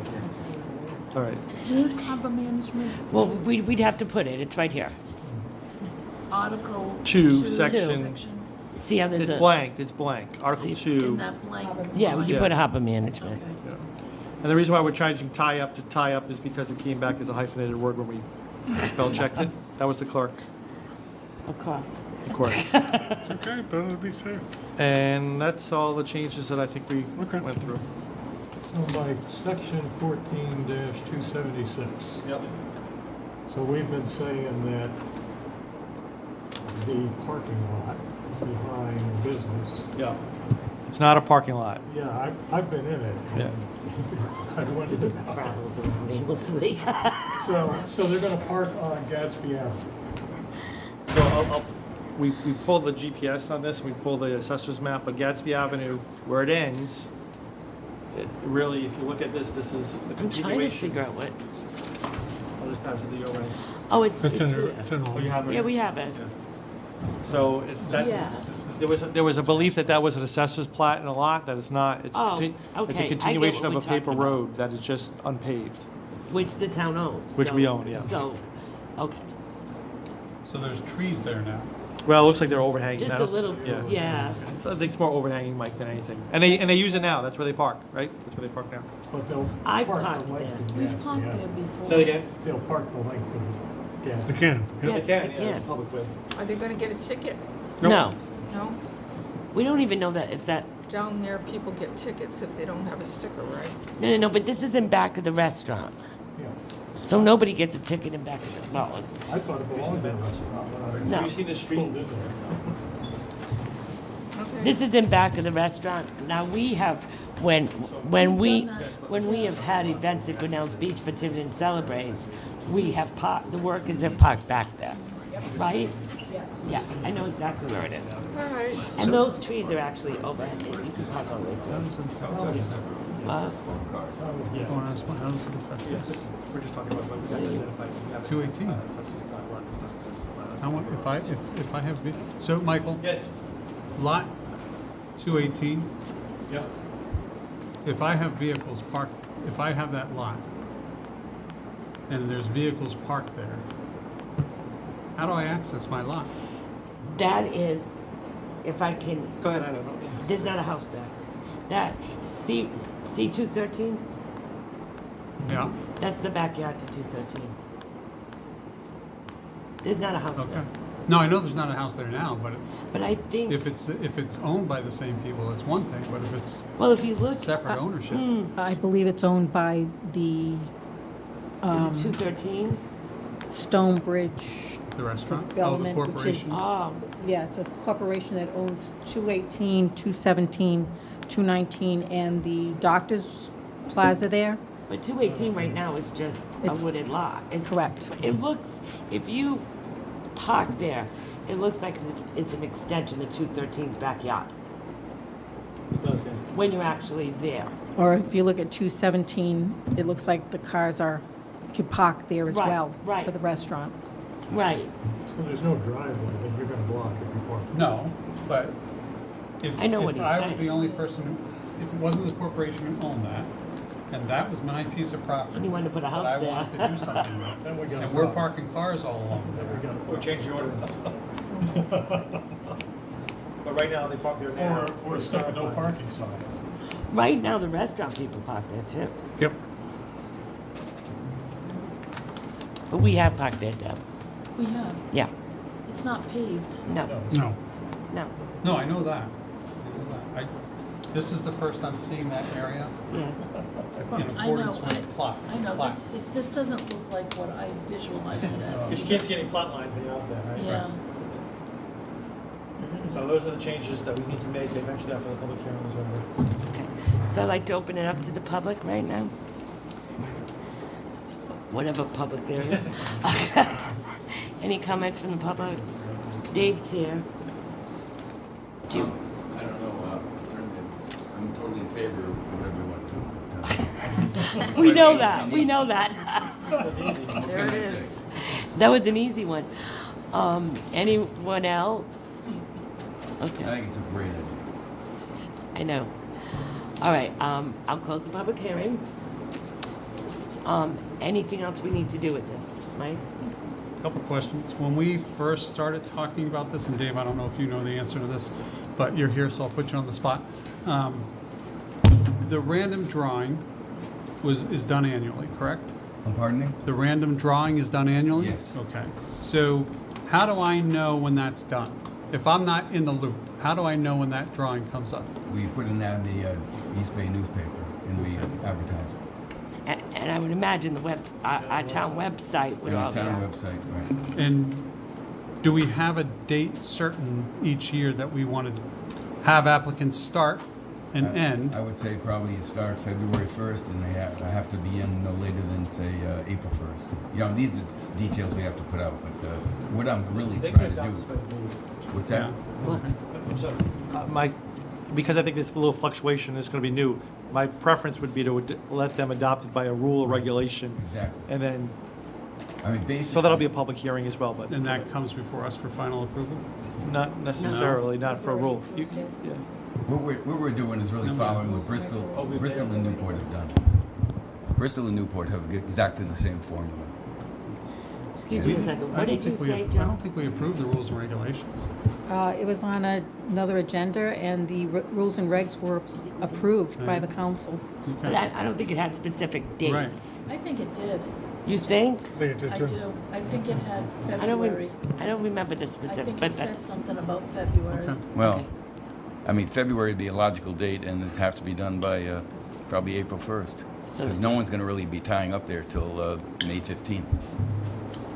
Yeah, I mean, obviously, my biggest concern is that as many people as possible know of the opportunity, can apply for the opportunity, and can have their name picked if it's pulled out of the hat, so to speak. Well, between Facebook, an ad in the Times, and just word of mouth, I think it's, we should be able to do it. And I think if you are interested in this, like, you'll be watching for that Yeah, date. no, You'll know that date. Yeah, people are going to keep an eye on it. I mean, It's like it's already getting activity. I mean, I've had numerous people say, the thing's terrific, it looks good. I mean, everybody, I mean, we're going to have a waiting list. So, I mean, people are going to be looking.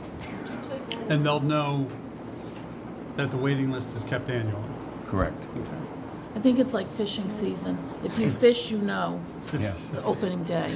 Bingo. I'm laughing at Donna because we're so warm and we just ran out of water. So she's worried we're all going to die. There's no water.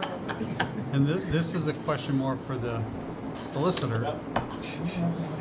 It's a total of 9 being awarded to residents and 3 to non-residents. Good, tell me what you're reading. I'm on section 4279. Yep. So there's 12 total, 9 to residents, 3 to non-residents. Yep. Can any one person have more than one tie-up? No. No? Okay. Where does it say that, though? Well, it's going to be a lottery. I mean, if somebody gets lucky, I you're suppose right. if they draw 2, maybe they could have 2. But the odds, it's going to be One 9. entry, right? One entry per person. It's gonna be one entry per so- person. Yeah, okay, that's right. I know it doesn't say that, but that's not that. Yes. And Okay. There's no water. I know the Harbor Commission really worked hard on this. Joan? It does say The rules. requested annually with the submission of an application by March 1st each year. All right. The harbor master will number each application, and on March 15th, a lottery selection will be made. Okay. Perfect. So it is in Yeah, we the do rules so and much regs. that well, we've talked about this. No, I've forgotten. The only missing piece in there is for me, and it's not gonna hold it up, but we might wanna think about it in the future, is a start date for the application. So that in the future, 20 years down the road, when you're not doing this anymore, 30 years down the road, somebody just doesn't say, oh, well, we're just gonna start it on February 26th. So the people who are in the know get to put their application in. Yeah, it's advertised and everything like that, but by the time March 1st rolls around, it's too late. So, I know, it's a what if. It's a big what if in the future. I know. And should we clearly define the fact that one applicant, one board? Or one? Well, it's a time? lottery, and you One can't- application per person, pretty much. Right. They can take care of that by rule too. Right. I think we should let it, see how it goes for a year, and then we can always come back and We revisit can it. revisit it. If we have to fine tune it, we can fine tune it. Yeah. I know they've been waiting a long time. Yeah, no, it's a great opportunity. It's just, the sooner he can get it done, the better. No, did we close the I closed the hearing, didn't I? Yes. No, you invited him up. I didn't think you closed the hearing. No, I closed the hearing, but he was still here. Okay. But he's part of the commission, so he can, Yeah, I put them on the spot. yeah. Well, I'm glad you did. But I did close the hearing. Any other questions? I'm melted. Hurry up. I was dying. You won't see me in a minute. Give Donna a drink. I'm sorry. You know, I went to the beach today, so I think it's making it worse this sunburn. Oh, yeah, I thought I was going to faint before. Okay, I'm sorry. So we have a motion. No, we don't. No, we don't. I need a motion, please. I'd like to make a motion to approve the proposed amendment to the Tiverton Code of Ordinances to include a new article in Chapter 14 for Article 4, Stonebridge docks regarding town policy, definitions, authority, application process, and fees. With the amendments as outlined. With the amendments as outlined at this hearing. And giving the solicitor and the clerk the ability to number it properly. Recodify and make non-substantive changes. Yes. Yes. Second. What do you say? Yes. Second. Mike. So motion's been made and seconded. Any further discussion? All those in favor? There you go. God bless you. God bless you. Thank you very much. Sorry it took so long, but it's the rules. No, that's all right. Thank you very much. Thank you. Okay. Donna, I don't know why, there's no water over there? Nope. Oh, wow. I That's got the all. last of it. Are there any got more a little bit. bottles? It might be. There's a little cup right there that the woman from Northpoint didn't, oh, you drank it? I took the, if anyone out there watching us wants to bring us water. I want a spring water. I should at least get spring water, right? Denise, do you want? Yeah, okay. You want to just wait one Okay, second? okay. Because he's gonna get water.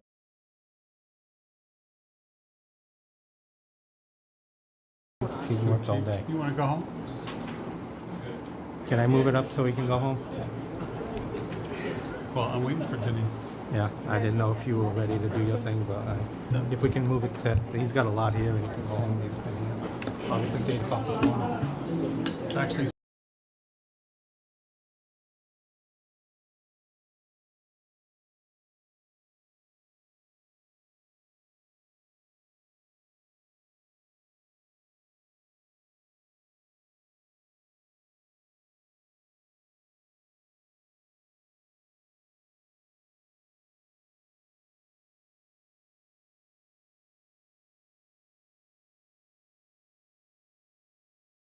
here and then we do any. But you never recodify.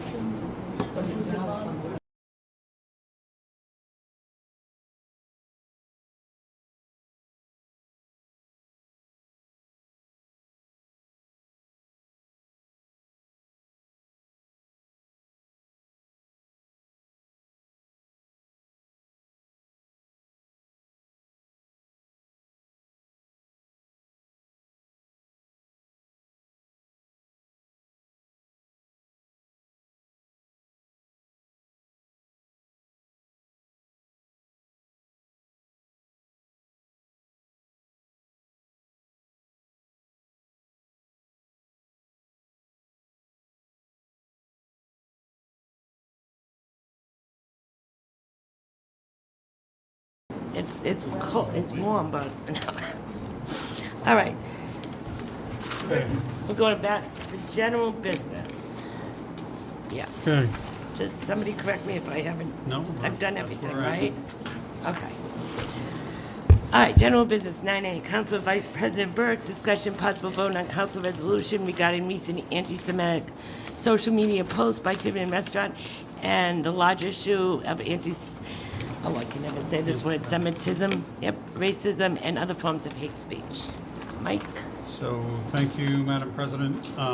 At our last meeting, as I think everyone knows, this incident occurred right before the meeting after the agenda was publicly posted, so we could only add it for discussion, and at that time I had indicated that I would be bringing back a resolution for us to consider, and I appreciate the help of the Council President in finalizing this resolution.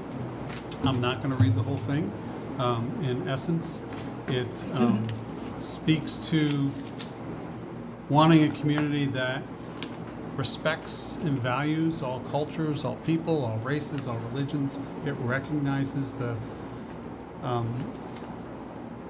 hatred, even though it may not have been intentional, behind the comment or the posting that had been made.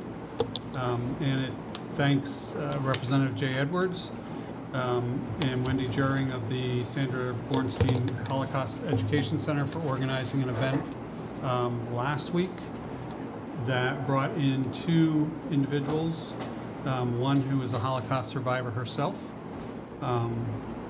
and one whose mother, family, and parents were Holocaust survivors.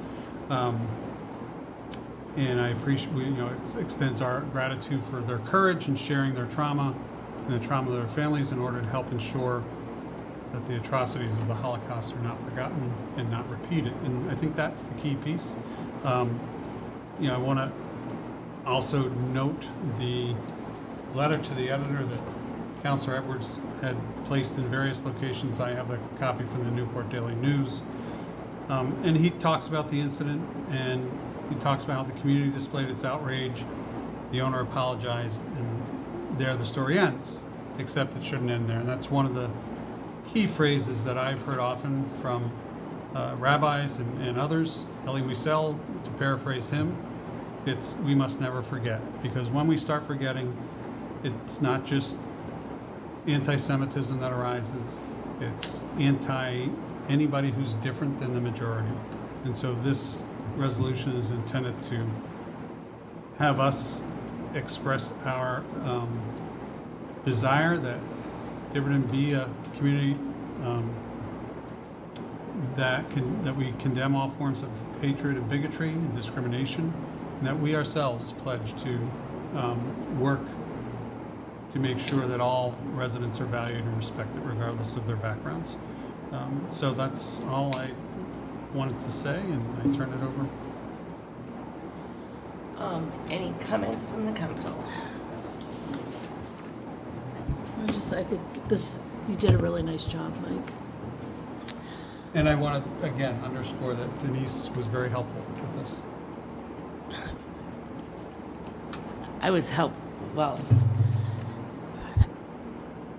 I had another resolution, and then Mike, I suggested that one, and Mike combined the two.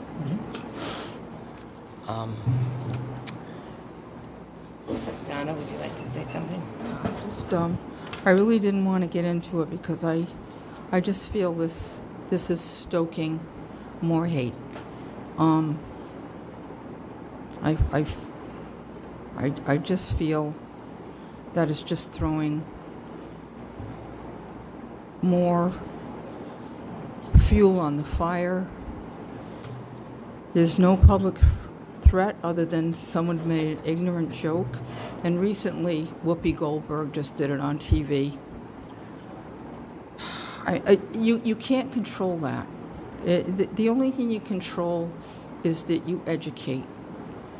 And the community has already responded in a positive way with what Representative John Edwards did. There's no continuing conflict as far as I can see, except making a conflict where there is none. In short, the council serves no public interest by fanning the flames of controversy. I get how upset you are because it's a family issue, but it appears to be a personal vendetta and a persecution of somebody, which only causes more hate. The business already made a public apology, and everyone makes mistakes. So there's no forgiveness, no redemption. Those without sin or never make mistakes cast the first stone, as they say. I don't think this is a good idea. I've gone through, personally, terrible discrimination in this town. Hatred, there's all forms. And I just don't think it's a good idea. I don't think we can be also governing social media. And if you have a resolution for this unfortunate incident, which I think is just terrible, then you need to have many resolutions for the other terrible incidents and hatred going on there. And I don't think we can do that. We don't have any jurisdiction over it. So I just don't think it's a good idea. Thank you.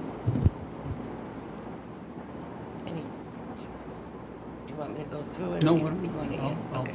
respond. Jay, do you want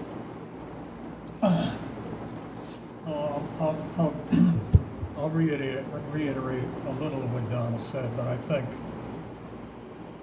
right now, it's a time for reflection. It's the time to educate and not punish. We should be forgiving and not persecuting. None of that is meant to imply that we should ever forget the past or ignore present wrongs. That's not it at all. One of my concerns is the business where this happened has employees who had nothing to do with this. They're going to be victimized as well as everybody else who was victimized by this statement. And I think we need to show a little concern for what is liable to happen to them and there. And it's also entirely possible that this could lead to other forms of violence that we don't want to have.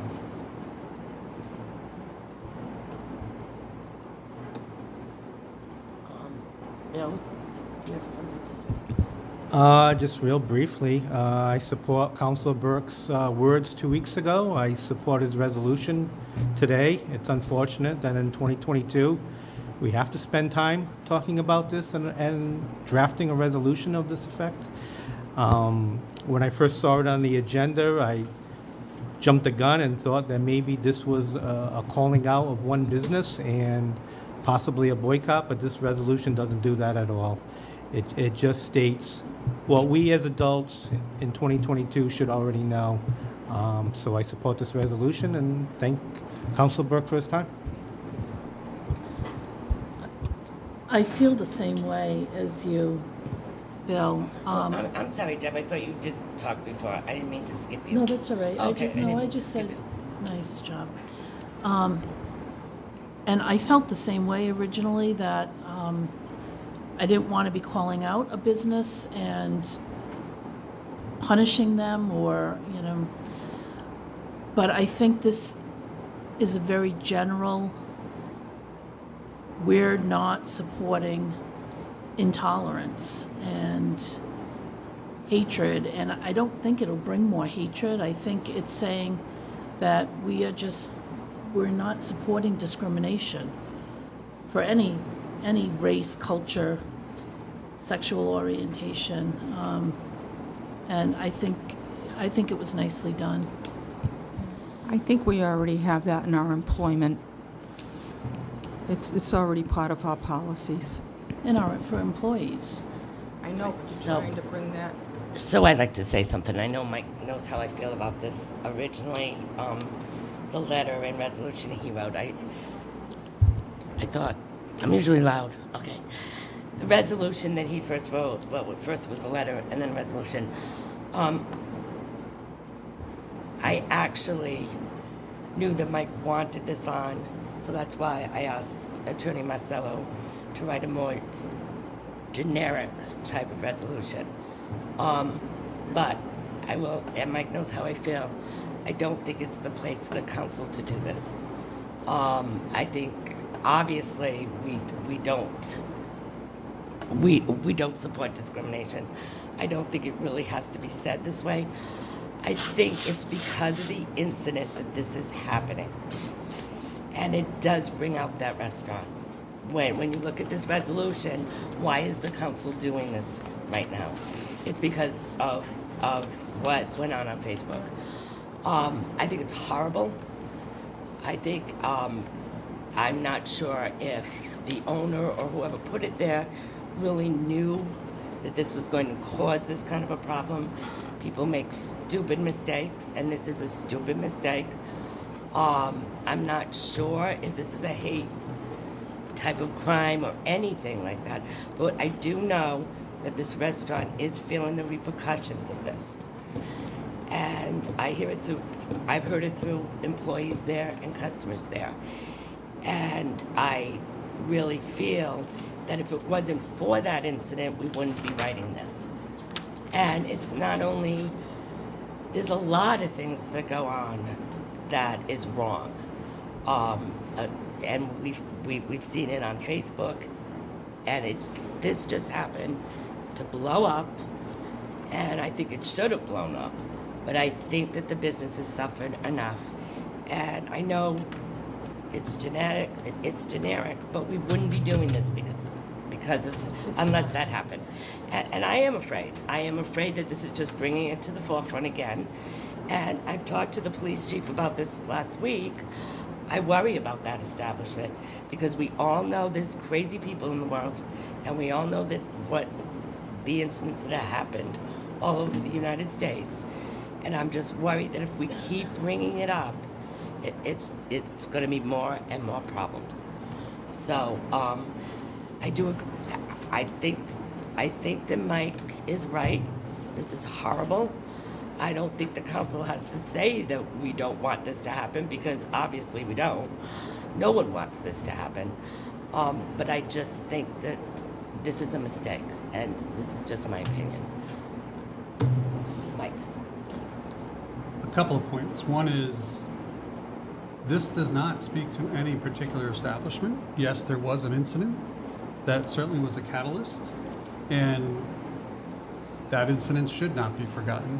And forgiveness, so there's a book by Elie Wiesel, I can't remember the name of it, but in that book, he is, one of the characters is a person in a concentration camp. And in that concentration camp, they go day to day, a group of the prisoners go day to day into the local community in Poland and do work at a hospital. It's a hospital for German soldiers hurt in the war. And this one fella got called into they usually work actually digging pits for the dead, often. But he got called into one of the wards and was called into this one officer's, German officer's room, because that officer wanted to ask for forgiveness of a Jew. And the whole book is about whether or not that individual can grant forgiveness to anyone on behalf of people that soldier had killed in the war, and not just killed. And I won't go into the graphic details of it, but you can imagine, given the war. So I don't know that forgiveness can be provided, at least from my perspective, but that's not what this is asking about. And Donna, I take exception to your piece that it's a family issue and a personal vendetta. Yes, certainly it hits my family closely, but It's how I was raised as a Catholic, because that's what I was raised as. I was raised, excuse me. I was raised with strong moral values and appreciation for all people. That comes from the Catholic side of who I am right now. Yes, my family follows Judaism now, even though I never converted. But this is also beyond just Judaism. If you look at the language in the second paragraph, it is the home of diverse cultures, races, religions, abilities, and sexual orientations. That's not just Judaism. There's lots of people who have been oppressed. And by taking this stand, I think it does. I think it is important for this council to use this as an opportunity to say clearly that we condemn all forms of bigotry, hatred, and discrimination. And I also, my perspective on this is influenced greatly by my profession as a social worker. And the last piece is I totally disagree that this resolution, I think it's kind of outrageous to even consider that this resolution would lead to more violence. That's all.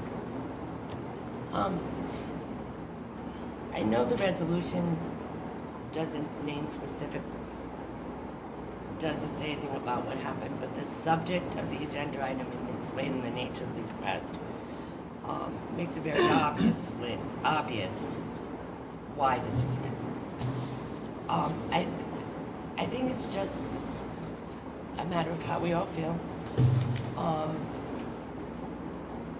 And we just need to move on if someone would like to Make a motion, we approve the resolution before us. Second?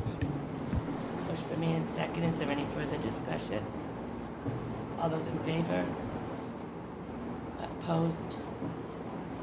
Motion fails.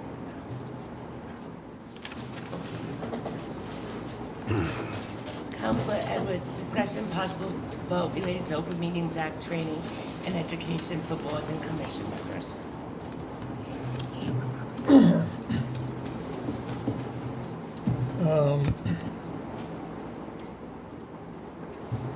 Okay, what precipitated this was we had a couple of issues in one of our boards where it appeared that there might have been or were violations of the Open Meetings Act. So then I got to thinking, well, how do we fix that? We all know that a lot of people that get appointed to boards and commissions have no experience with the Open Meeting Act. They don't know what it says, and in all likelihood never had a reason to know what it says.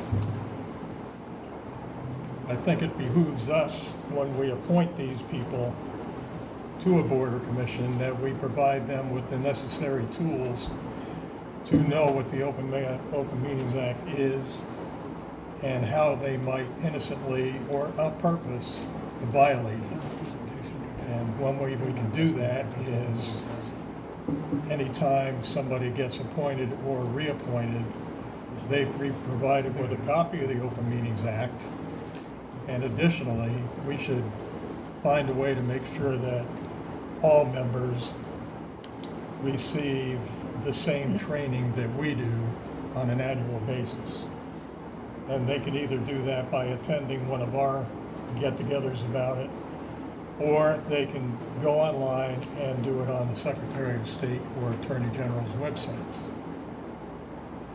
Pretty simple to do. It's not particularly onerous, but I think it would preclude any issues with it in the future. So we talked about this at the agenda meeting, and we talked to Joan and Mike.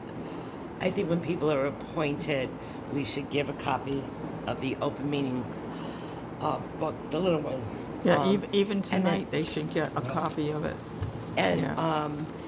and also, I think that's the one, right? Yeah. I don't know where I got this, but I And made then copies. also some kind of statement that we do a yearly education and that we encourage them all to come. I also think that if there is ever a question, that's why we have liaisons. and Joan brought this up at the agenda meeting, that was the purpose of, at the time of creating liaisons, because when they have questions, like how do we run it, like what do we do with this meeting, or how do we do this agenda item, that's what liaisons are for. So maybe even Joan, when they do get in, we give them that, and we tell them about our education, and then we tell them who the liaison is at the time they're being appointed. Yeah. So if there's any questions, and give our email address to them. Does that sound good to all of you? It does. I mean, as liaisons, we're not there when they're doing their agenda meeting. No, but if they had questions, they could ask us.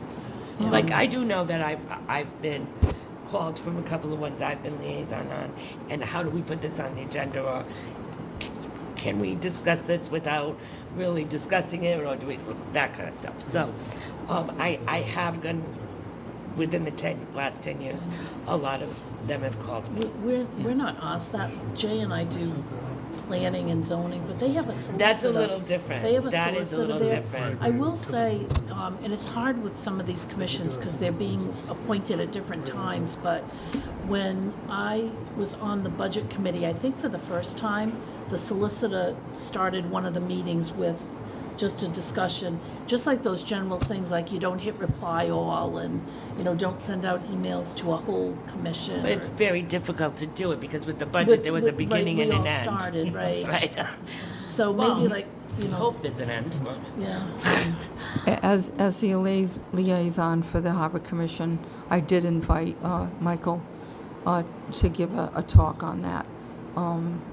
I thought it was important, but I equally think that the different times for people to come forward and get reappointed, that should be handed to them at Yeah. that point.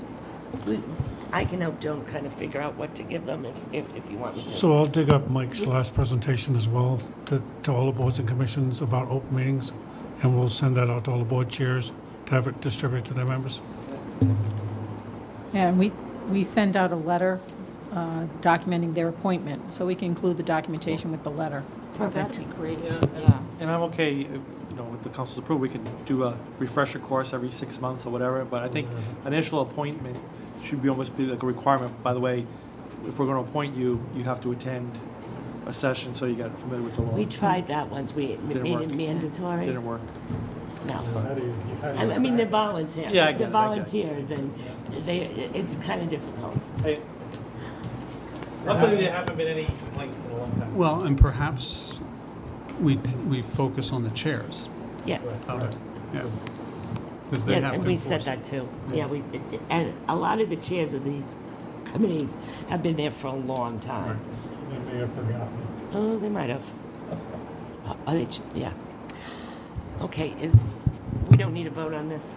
Okay. I'd like to make a motion to move 9D, DPW Director, up to the next agenda item, please, so I can let these two gentlemen go home. You too. Well, I think she left. I appreciate it, Bill, but I'm happy to Then I'll do 9E then. I withdraw that motion and do 9E. Well, is he gonna take a long time? Well, Donna could take I don't know how long Donna's presentation is gonna be in regards to 9C, All right. but I would like It's these fine if these he wants two to go people home. who've probably Okay, been here so since what we'll 9 do- o'clock. Yeah, but what we'll do is I might not be here. I might be a pool of milk. Okay, so your motion, we will bring 9D in here. Okay? I feel bad for the two ladies that are sitting there waiting for executive. To tell you the truth. All right, so I have a motion to bring 9D in here. Do I have a second? Second. All those in favor? Okay. DPW Director, who doesn't mind if he spends the night with us. Discussion possible vote to approve 2006 John Deere 54-4J front-end loader repair, $17,500. Yes. And I seriously appreciate the consideration, Bill and everybody, and I appreciate all your time, too. And DPW does want to request approximately $17,500 for the John Deere repair. The brakes were not quite acting correctly, so the John Deere dealer recommended to us that we flush the lines. We flushed the lines, but more fluid was coming out of it than was supposed to be coming out of it. And so we talked to the John Deere dealer again, and he said it sounds like a seal has let go. So that is something beyond our scope. We did get an estimate or quote from them. It is $17,500. You do have to drop the axles on the front and the rear, obviously, to do the brakes. So it's a fairly complex job. But we do need it. Right now, we can't take it on the road. Okay. So, I just want to know how old this It's 2006. Yes. It's a 2006. So So about it's 16 years old. Oh. 16, 17 years old. Oh, wow. Okay, do we have a motion to approve? Can I just ask, where Sure. it says trucking is estimated, is that to get it there? And back, Dad. So, yes. So 400 each way, that's our estimate. To go 25 miles. Is that? To go 25 miles. Yes, not too far. Okay, That's do I, round trip. well, gas is expensive nowadays. Do I have a motion to approve? I'll make a motion. It's my turn, Jay. Okay, so I have a motion to approve? Yes. Okay, do I have a second? Jay's gonna second that. Okay, everyone's getting heat exhaustion. He's gonna have to stay. He's Motion. gonna have to stay all night.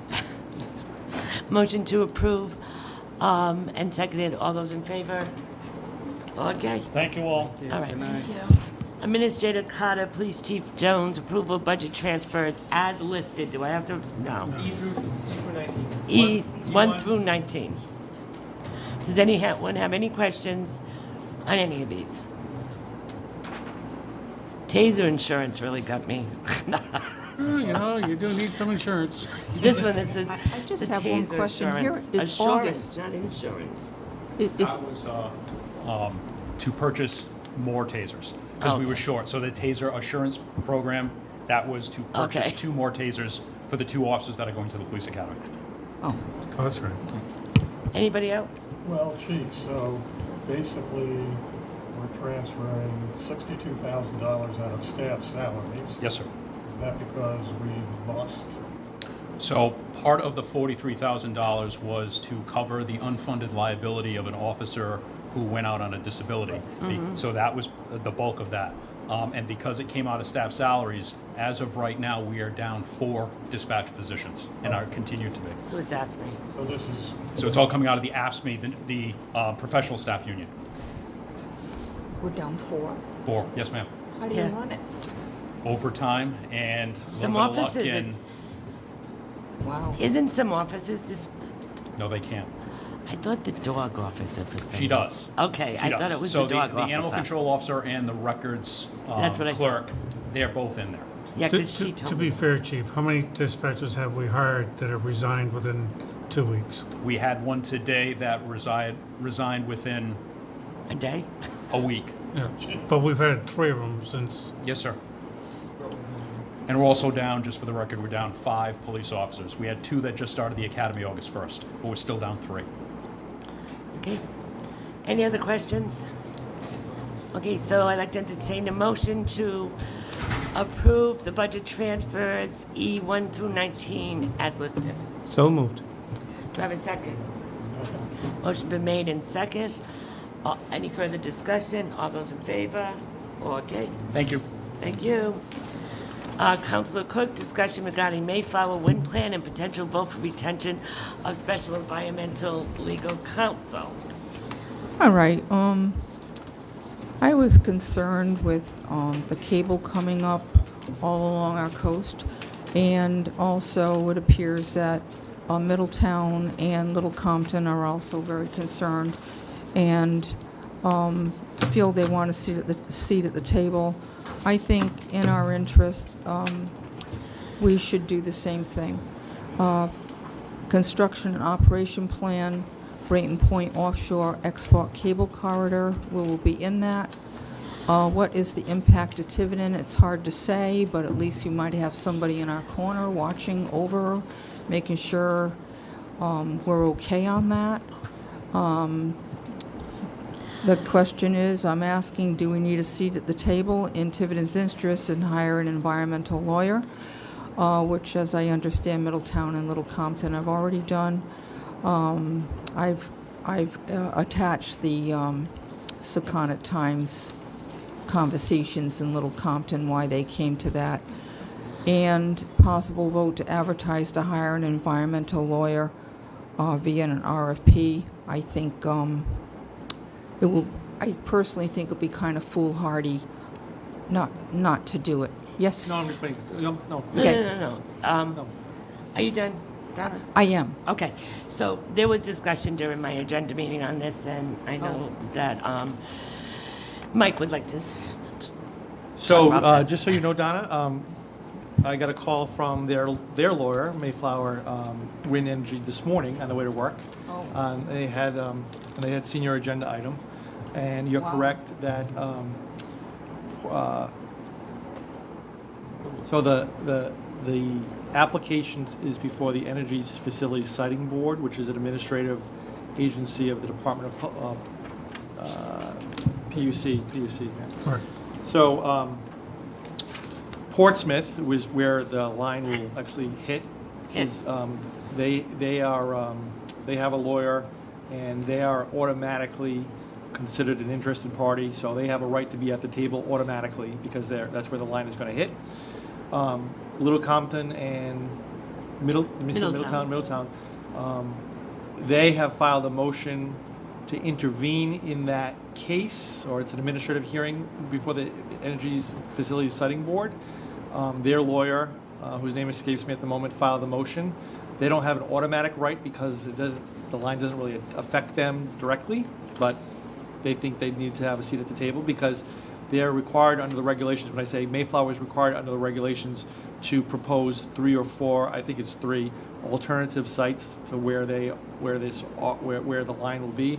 And I got sent this map today. None of the map, which are alternative sites, does hit Tiverton, but it does go through the Secana River, the middle part. But anyway, so and I'm not suggesting you should or shouldn't do it. If the town is interested in hiring a lawyer, an environmental lawyer, that's up to you. I would say that they would have to file the same motion to intervene into the case. There's no guarantee that they will get intervener status, but if they do, they'll have a seat at the table. Of course, you have other agencies that you would hope that would be looking out for the interests of the towns, like the Department of Environmental Management, CRMC. They're kind of looking at from the state, but I understand that you might not think they're doing a good job of doing that, but they're there to protect the interest of the community at large. So those are other options. But a couple things. They are having a hearing, a preliminary hearing on August 18th before the EFIC. So that's the first preliminary hearing that they're going to have. In the interim, I believe Mayflower is having a virtual community forum for the town of Portsmouth on Tuesday, August 16th from 6:30 to 7 p.m., which people can log into if you want to, if you're interested into that. But the decision whether or not you need to hire an environmental lawyer is completely in your hands, and I am not an environmental lawyer. And if you feel that the council feels that that's a good idea, that's something that you could do. I would suggest under the state law, you don't really have to go out for an RFP. You can just go out and hire a environmental we don't lawyer. have to go. You don't have to go out for a RFP because of the time frames you might. So if you are interested in hiring an environmental lawyer, I have some suggestions that I could make to the council, but I can do that offline with the administrator. But so I just want to make sure that you understand that because there's even when we do hire a lawyer, it's no guarantee that the motion to intervene will be granted. Right.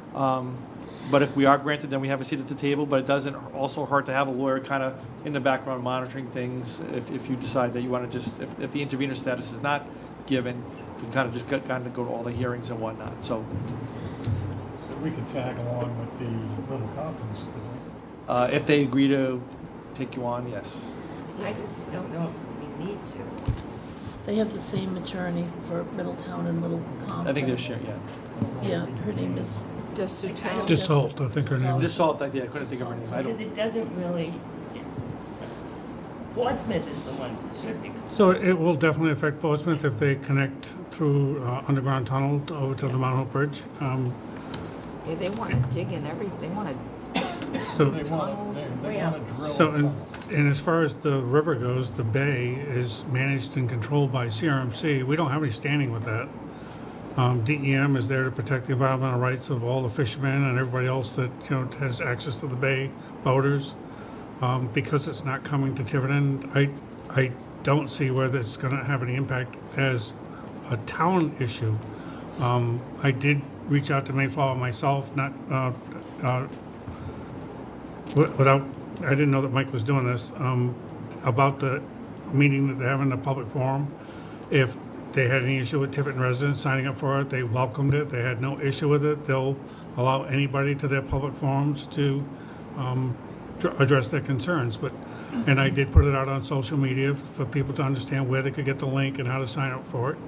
But I will tell you, social media is loaded with all kinds of things like, why isn't Tiverton taxing this? We don't have any jurisdiction to tax this. Oh, yeah, I saw that. Yeah, there's a lot of misinformation out there. I think the more and more that Mayflower puts their public forums out, more and more information will come about. I think my view, it's somewhat premature to hire an attorney at this point, but that's.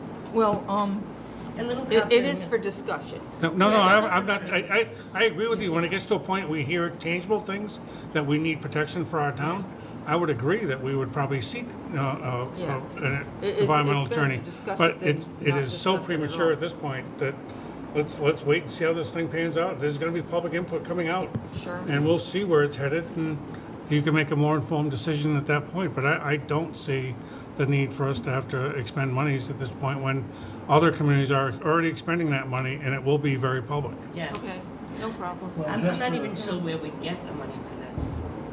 Just for general information, I've signed up for the next public forum. And if you want, I can take copious notes and tell you what was said. So the Energy Facilities Siting Board, once they get past this preliminary hearing, they will have public hearings. And they have standards that have to be met for them to grant it or deny the application. So this is not being done in the dark. I granted it is controversial. I get it. But right now, the only town that has a seat at the table is Portsmouth, because that's where the line is going to go. And we don't know how the board may rule for Middletown or Little Compton, if they grant intervenor status. I would say, though, Chris, the town administrator, that there may be, and I'm not familiar with this, there may be a period of time that you only have a certain amount of time to try to intervene.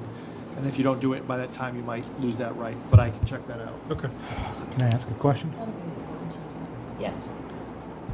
Tiverton businesses, whether they harbor boats in the Cotta Bay, lobster fishermen, would we somehow be protecting their rights should there be any kind of, I don't want to say a class action, but if they were to somehow reimburse communities that had seats at the table, that businesses were affected by the digging up of, the dredging or whatever it is of Cotta River, whether it be marinas, dinghy dock, whatever. Yeah, I joke, but lobster fishermen, whatever it may be, if we don't have a seat at the table, quite possibly they may not want to negotiate with our businesses after the fact. So the answer to that is that we're on DEM, CRMC. They're looking for the coastal communities. Their job is to look out for the coastal communities, and that to the extent that there was any compensation given for the, I can't speculate what would happen, but right now it's only about where this line is going to go. But if there was a part of the deal, if there's compensation, that I would imagine again that part of the deal would be that they would come to an agreement, much like the offshore wind on Block Island, where they, there was a pool of money given, and everyone agreed that it was going to be divided up amongst fishermen who were affected or whatever. So I don't think we're even close to that. But I guess the short answer to your question is that I would hope that Rhode Island DEM, Coastal Resource Management, would be looking for that group. I'll be for that group. So Rhode Island DEM licenses fishermen for all kinds. And you have to do reporting. You have to say where you get your catch. So they're going to be advocating on behalf of these fishermen. And if there's any settlement with them, it will be through, I'm assuming, through DEM, because that's where the metrics are going to come from. They're not going to send a check to the town. They're not gonna, no, I didn't imply that we would, Okay. we would be advocating on their behalf of the businesses, but I'm just wondering if somehow the town had a seat at the table, opened the door in regards to our interest in any kind of damages that are incurred by our local businesses, then it's definitely something that the Harbor Commission needs to watch on a monthly basis and needs to put on the agenda, because I really think that the Harbor Commission really needs to watch and get feedback from local businesses. Well, I and agree, it watch. needs to be totally looked at, because this is just one of 12. There are 12 leases out there in that lower Cape Bay. This is just one of them. Yep. So that power's coming in somewhere. I don't know where they're all coming in at, but the inclination is that they're probably all gonna follow Mayflower. Well, okay. Well, that's, All right. so that's, somebody needs to, I agree, it needs to be, continued to be monitored and looked at, and when there is something for us, and I agree with Mike, that if there is a window, we need to understand what that window is, and we can make an appropriate decision. So we'll hold off any action right now. Is that all right, Donna? And continue to monitor? Huh? Hold off any action on this right now? Yeah. And we'll continue to monitor? Yeah. I don't need a, okay. All right, so 9F and 9G, I'd like a motion to table these two items until we come back from executive. Do I have a second? Second? Motion been made second. All those in favor? Council, let me see where I am. Councilor Vice President Burk, discussion and possible vote to refer the draft zoning ordinance on short-term rentals to the planning board for a detailed report in accordance with Rhode Island General Law 452451. So I forget exactly the last time we had this before us, but there were. Long time ago. It was snowing. There was a lot of discussion. We've kind of gone back and forth with a very detailed version of the zoning ordinance and a very light version, if you will. So this moves a little bit more back in the detail based on some of our discussions. At least I think it captures the discussions we've had. So if it doesn't, then we obviously need to address that. And it really recognizes what short-term rentals are, and they are businesses. Regardless of whether I have it in my own house or in a standalone piece of property, I am operating a business. And so if we would pass this as is, there would be opportunities for businesses that have people coming and going to legally operate in residential zones. So I'm just going to highlight some of the key things, and Michael, if I miss anything.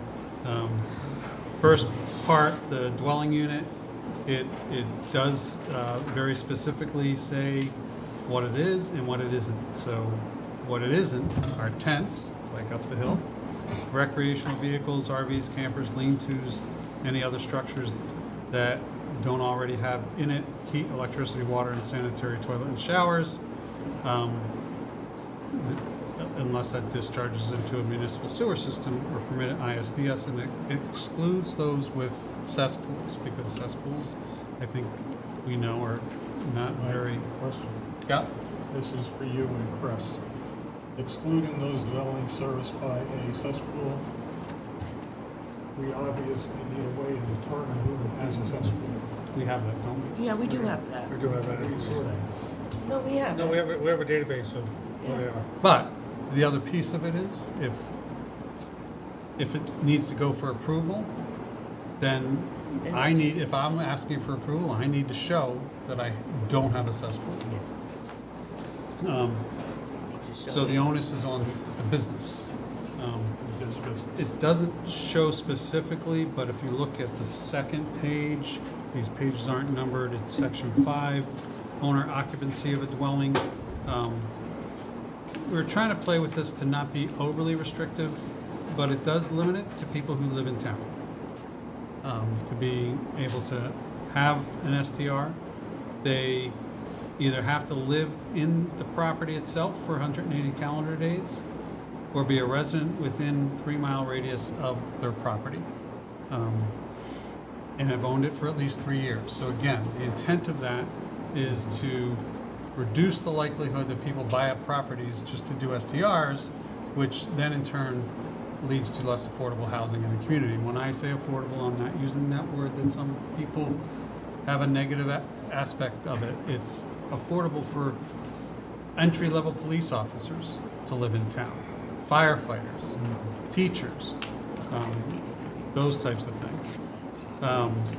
And I mean, you all have seen it probably, but I can't believe that two houses near me, I won't say which ones, sold for $400,000 plus recently. So can I ask another So question? what Mike is thinking is they're gonna rent. I'd like to go through the changes, if possible. That's, Mike just gave you a look, but what I was trying to say I to didn't you is understand what you're trying you think they bought it for so much because they're gonna profit. oh, no, that wasn't at all. They're living there. No, they're living there. I'm just saying how expensive Oh, I really housing thought has been. that's what you No, got. no, All right, no, all right, no, all right, no. all right. Corner of Sousa sold for $660. Oh, you had It would limit it to only those who can provide parking on the premises. Although we did talk about allowing, like if I had an STR and I didn't have parking on the premises and Denise lived next door to me and she wanted me to rent a space, but That's allowed under the ordinance. Oh, it is, it's under, That's it's later referenced on? in the ordinance. Okay. The zoning code, yeah. Okay, all right. Local application, then go to the next page. It's just a title change in section 7. Guests are required to comply with all requirements of the code. And by the way, just so the council knows, this is all new language in the zoning code, where you're seeing the red lines from the original thing that we worked on. So eventually, this will all be underlined as all new language. Yep. And again, compliance with the zoning code, Code of Ordinances, enforcement, section 10. Zoning officer has the power to enforce compliance with the ordinance, have the power to take the following action. Non-compliance, fines of up to $100 per day, may be abated by the zoning official for the first instance. Approval of use, advertisements, zoning official can fine up to $500 a day for each date of advertisement in violation of this section. So the advertisement needs to say that you're meeting the town requirements, and there's all sorts of things that are listed there's various things that are listed in here. Then that is it. Annual inspection. Oh, annual inspection. That's where, Michael. What, section 9? Section 9. Yep, so appropriate town officials authorized to conduct an inspection of them, consists of verifying information provided by the applicant, and determining any special conditions that might have to be placed, such as CO2 detectors, and including but not limiting to max occupancy and sufficiency of CO2 and smoke detectors. We also did 150%, right? Yeah. That's at the, That's in the front. That's in the front. Yeah, so that I missed. Occupancy, it's 5B. Mike, it's not CO2, it's CO. Oh, CO, you're right, it's not CO2. No, it's carbon dioxide. Carbon monoxide. Oh, carbon monoxide, yeah. Thank you. So we'll fix that. So we did limit it to overnight occupancy, limited to 150% of the sleeping capacity as determined by the building official. And generally, when you have bedrooms, they estimate how many can be in a bedroom. Can you explain to me what that means? I didn't understand that. So, 6-bedroom, 3-bedroom house, 6 sleeping, plus 3. So a 3-bedroom house, generally you think of 2 people. Right, Up in to each 2 in a bedroom. bedroom. So then you can have 6 plus half that, which would be 9. But my question is that septic designed That's a problem. for 9 people, or just the 6 people? the Because I septic know is based the on septic is based on bedrooms. So if you have this house continuously being 150, that septic is gonna fail. Or there's gonna be a problem. Well, it'll be Right. loaded. Well, We can change that. I don't think it should be 150 because of the septic requirement.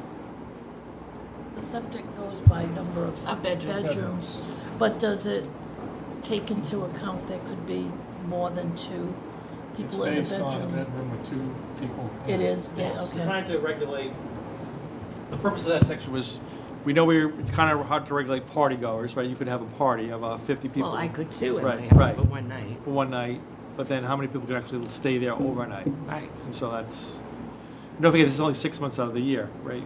No. No. Not in Well, my neighborhood. You gotta live there 180 days, it's true. Right, but I could have an in-law True. Attached to the That's true. house.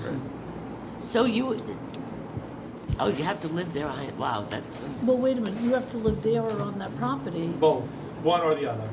You either, let's look at. So if you have two homes on a property, you live in one and you That's okay. you rent one out. Yes. That's okay.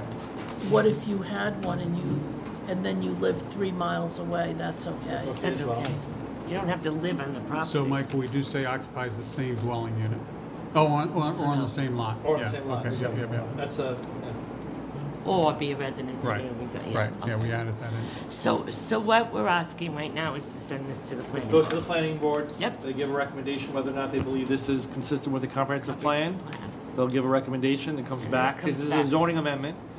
They'll come back and then we can have a public hearing once they're done on this. So this isn't final. So This is that not people, final. so people can come in and talk about it, because I like to hear Yes, I about have to some have of a the public. the We have specific to have a public hearing. circumstances. So the state just developed an order. The only thing the state did was develop a registration requirement with the DVR. Oh, that's all they did. And it's not active yet. It's not active, right? And we don't even know if we're going to get that information once they compile it, are we? You're supposed to be able to go online and look at it. Okay. But we require under this that they be registered be with the DVR. registered. And that's really for tax purposes more than anything, so. Yes.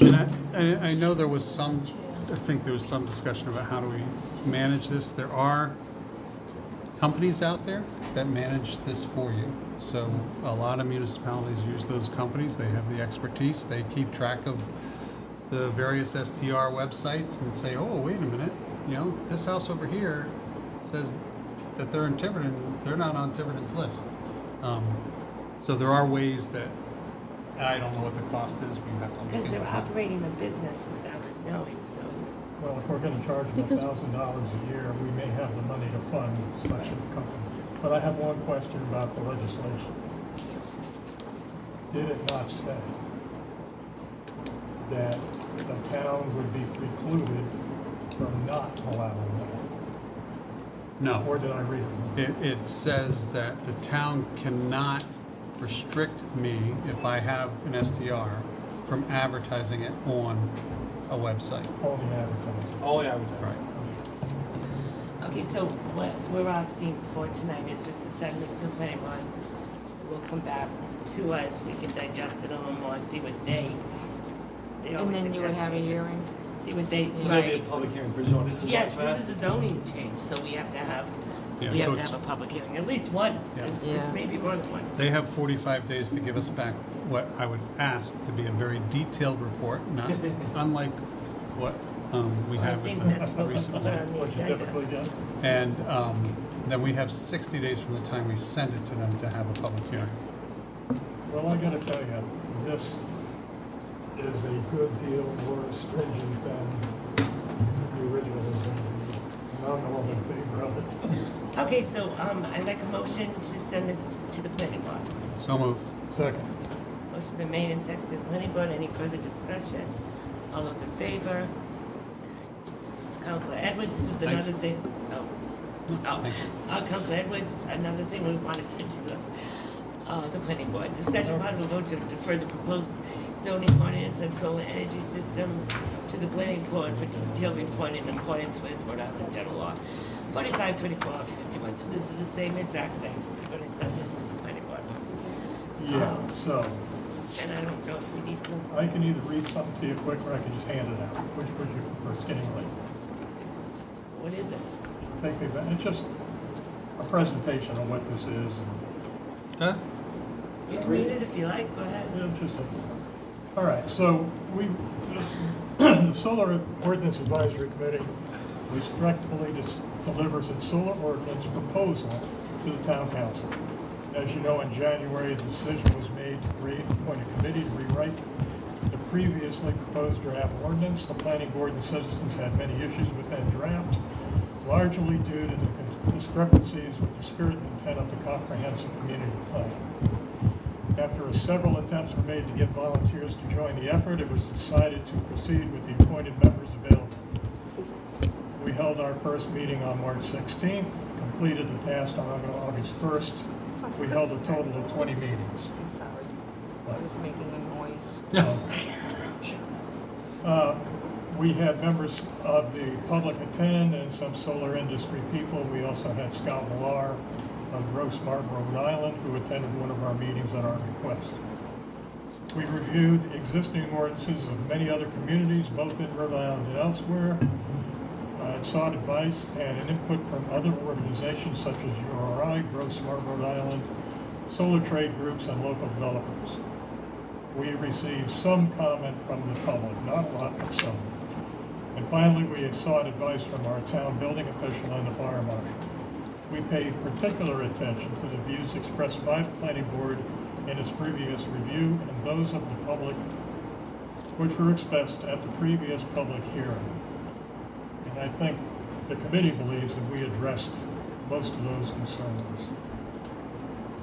As we neared completion, we asked Scott Millar, who was the Community and Technical Assistance Manager at Grossmart, Rhode Island, to review the draft again and we received his valuable input.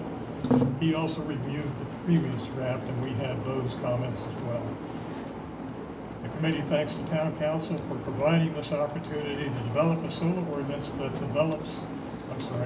addresses the needs and desires of the town, and hope that the council, the planning board, and the public will agree with and endorse its concepts and requirements. And we're ready to render any further assistance that may be required.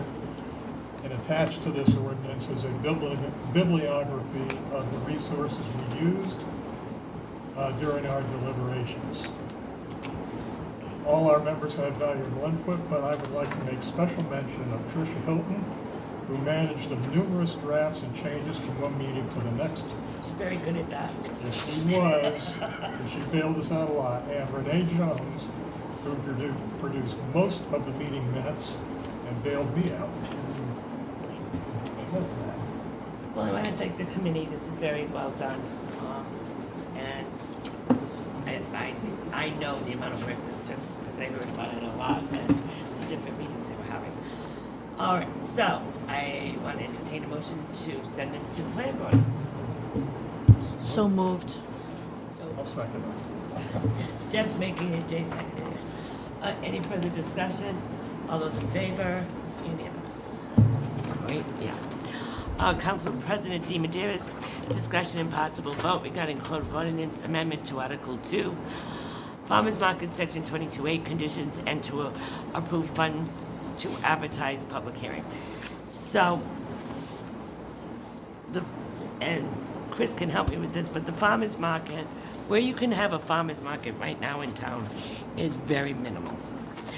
It is general business. General business. And we took the map, and we looked at general business, and you would not believe the very few places right now you can have a farmers market zoned.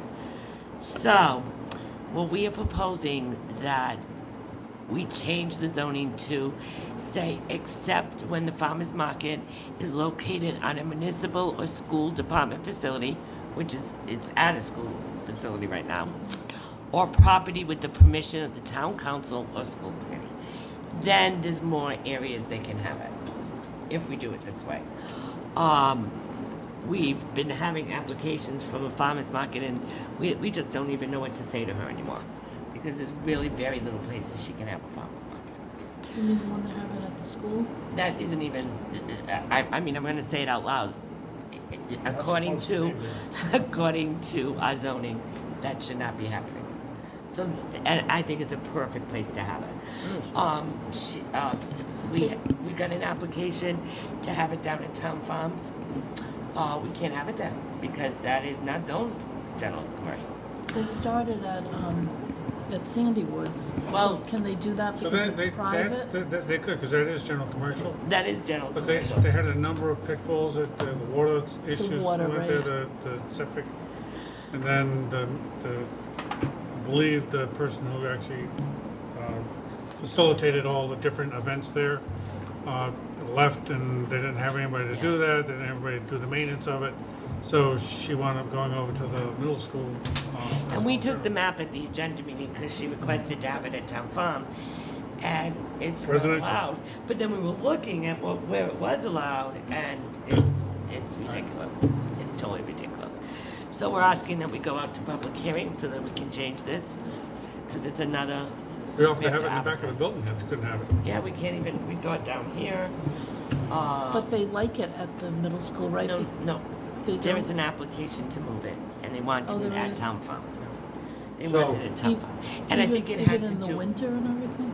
For the summer. I For the think. summer. For the summer? So the only zones that you could have a retail sales of agricultural products, the majority of which are not grown on the premises, are village commercial by special use permit, GC, Yeah, we talked about that. general commercial, and HC, which is the highway commercial. Which is very, is next to nothing. it's next to nothing. So, So, so this basically would allow it to have it at municipal facilities with the permission of the town council or school department. I think they like it in the school during the winter, but they would prefer to have it somewhere more visible in the summer. And so, So they could have it outside the middle school. They could. they could, Right. and they are now. Right, And they are now, but they shouldn't be. right. So where would they do it at Town Farm? So we just opened up a whole big area Up to the right of the road. near the tennis courts? Yes. A lot of the DPW did an excellent job clearing out, They did. so there'll be plenty of room for them to be there. So, the other thing was between May 1st and November 1st. This is already in it. This is already in it. It is? The only change is the Underline is the underline. new language. That's the only change. This is Because already they what it do, is. they do holiday farms too. I, That's really not a farmer's market, it's just like a No. holiday event. isn't it? Right. oh, you know what, they advertise as a pop-up. Yes. But it does say on that same section, unless specifically permitted otherwise by the town council. Yes. So there is. Which we usually permitted. The only question I have is, what's the liability of the town? Will they be, have to have their own insurance? We could require them to have their own insurance, but we would be insured as our property. Yeah. It is insured, so if someone were to trip and fall, we could sue because it is our property. We have insurance for that.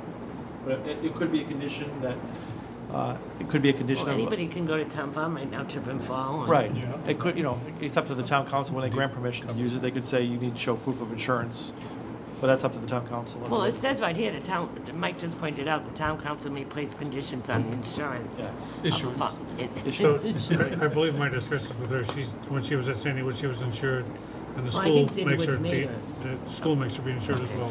But she wouldn't be insured for, like, so say someone trips and falls in a parking lot? Right. Like, That's us. that's us. So if someone trips and falls in a parking lot, no matter who's there, we own that. Yeah. But of course, you are inviting more people there.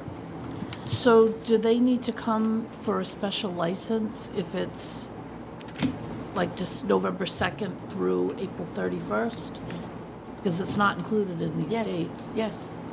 Farmer's market has a very specific description of what a farmer's market is in our code. So that, what you're talking about is a special event. Like one Because this is selling Just for hearing. produce, not primarily grown by the, Right, Right, it's not intended to be a craft fair or something Correct. like that. right. And that's what it is, really. the retail sales of produce, not primarily grown by the market. Right. Oh, this is we're voting for a public hearing. Yes. Correct. Okay, so do I have a motion to go to public hearing? So moved. To advertise. Okay, well, these two just say so moved, so you're gonna just decide who does what. Motion's been made and seconded. All those in favor? Okay. You're just confusing me in the heat. Town administrator, discussion possible vote to approve the contract amendment for on-site wastewater for administration and oversight to Carmody. Carmody. They're the owner of the on-site wastewater database systems that is being used today. They have a repository of all 6,600 ISDS systems that are in that in town. I think that just the annual fee for that alone is like $1,800. But there's a lot of things that happen with all the pumpers. Everybody who gets pumped at any time has to record in the system. And the issue it boils down to is administratively, every time somebody sells a property, changes a name, gets divorced, all those administrative things have to be handled, and Carmody will do that for a fee. We've been setting aside money for on-site wastewater to deal with some of these administrative things. We're not hiring anybody, I just soon hire these people to do this for a fee, and they'll maintain and keep the database up to date. This is instead of Chris running wastewater. Correct. And having a staff. So wastewater doesn't do this anymore, we do this. They stopped doing it. But, and we've been managing, all these updates, and they come in frequently. But it would be best suited if the companies could just go direct. Why haven't they been doing it? Do you know? Because they gave it up. They gave it it up up. a while ago. It came in front of us. Because they didn't have enough funds. Yeah, because they didn't get the budget they wanted. Let's be honest. Well, also. Yeah, but now we're doing it, right? We're doing it, yes. We're not really doing it. Poor Chris is trying to. Mary do Lou's it. been doing quite a bit of it too, so. You know, how much is it gonna cost? Um, Did you say? Yeah, I think it was, there is It's a, on there. I didn't see it. Well, there's costs on the second page, but it's hard it to is, figure out. it would be the, System type and service? That Yes. looks like it's checked.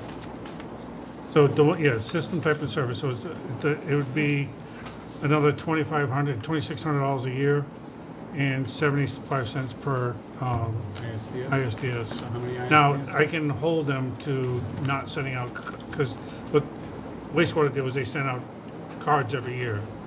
I'm not so To the enamored same with doing that. neighborhoods. Yeah, I'm not so enamored with doing that. I just want to make sure the data is correct within the system.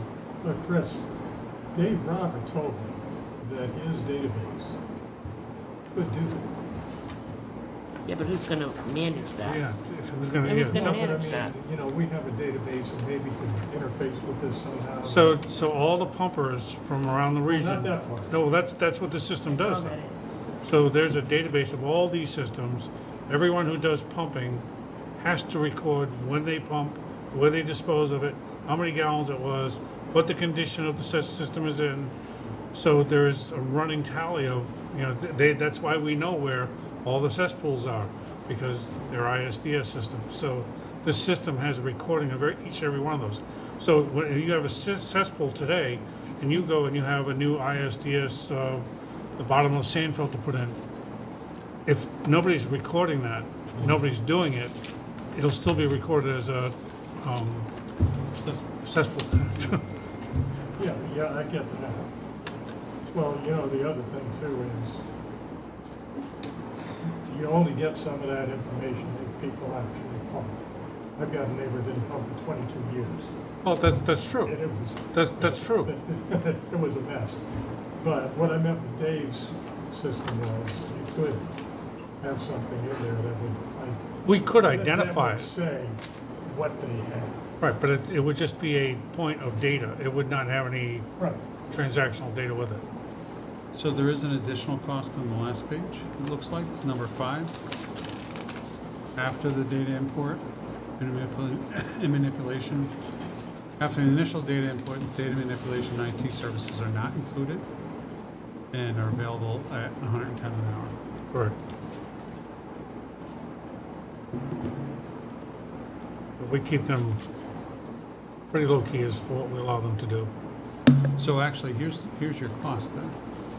If I'm reading this right back to that second page. Yep. Setup, $25.95, data import, $19.95, support, $76.27, for a total $12.2. That's So what you're looking for? it is. That is what we're looking for. Yeah, but Of course, you all know there is a way to pay for this. And it would be no. Well, Annual fees are low. then that becomes another administrative nightmare. Is we have to now start sending letters, tabulating them, who's Annual not fee. compliant. That, Well, it's nice to do all these things, but you gotta pay for them.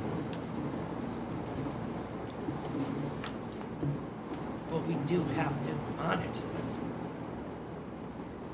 All right, so how much are you asking? You didn't So, put that you're asking for any money. We're asking to do the 2,500, the 2,595.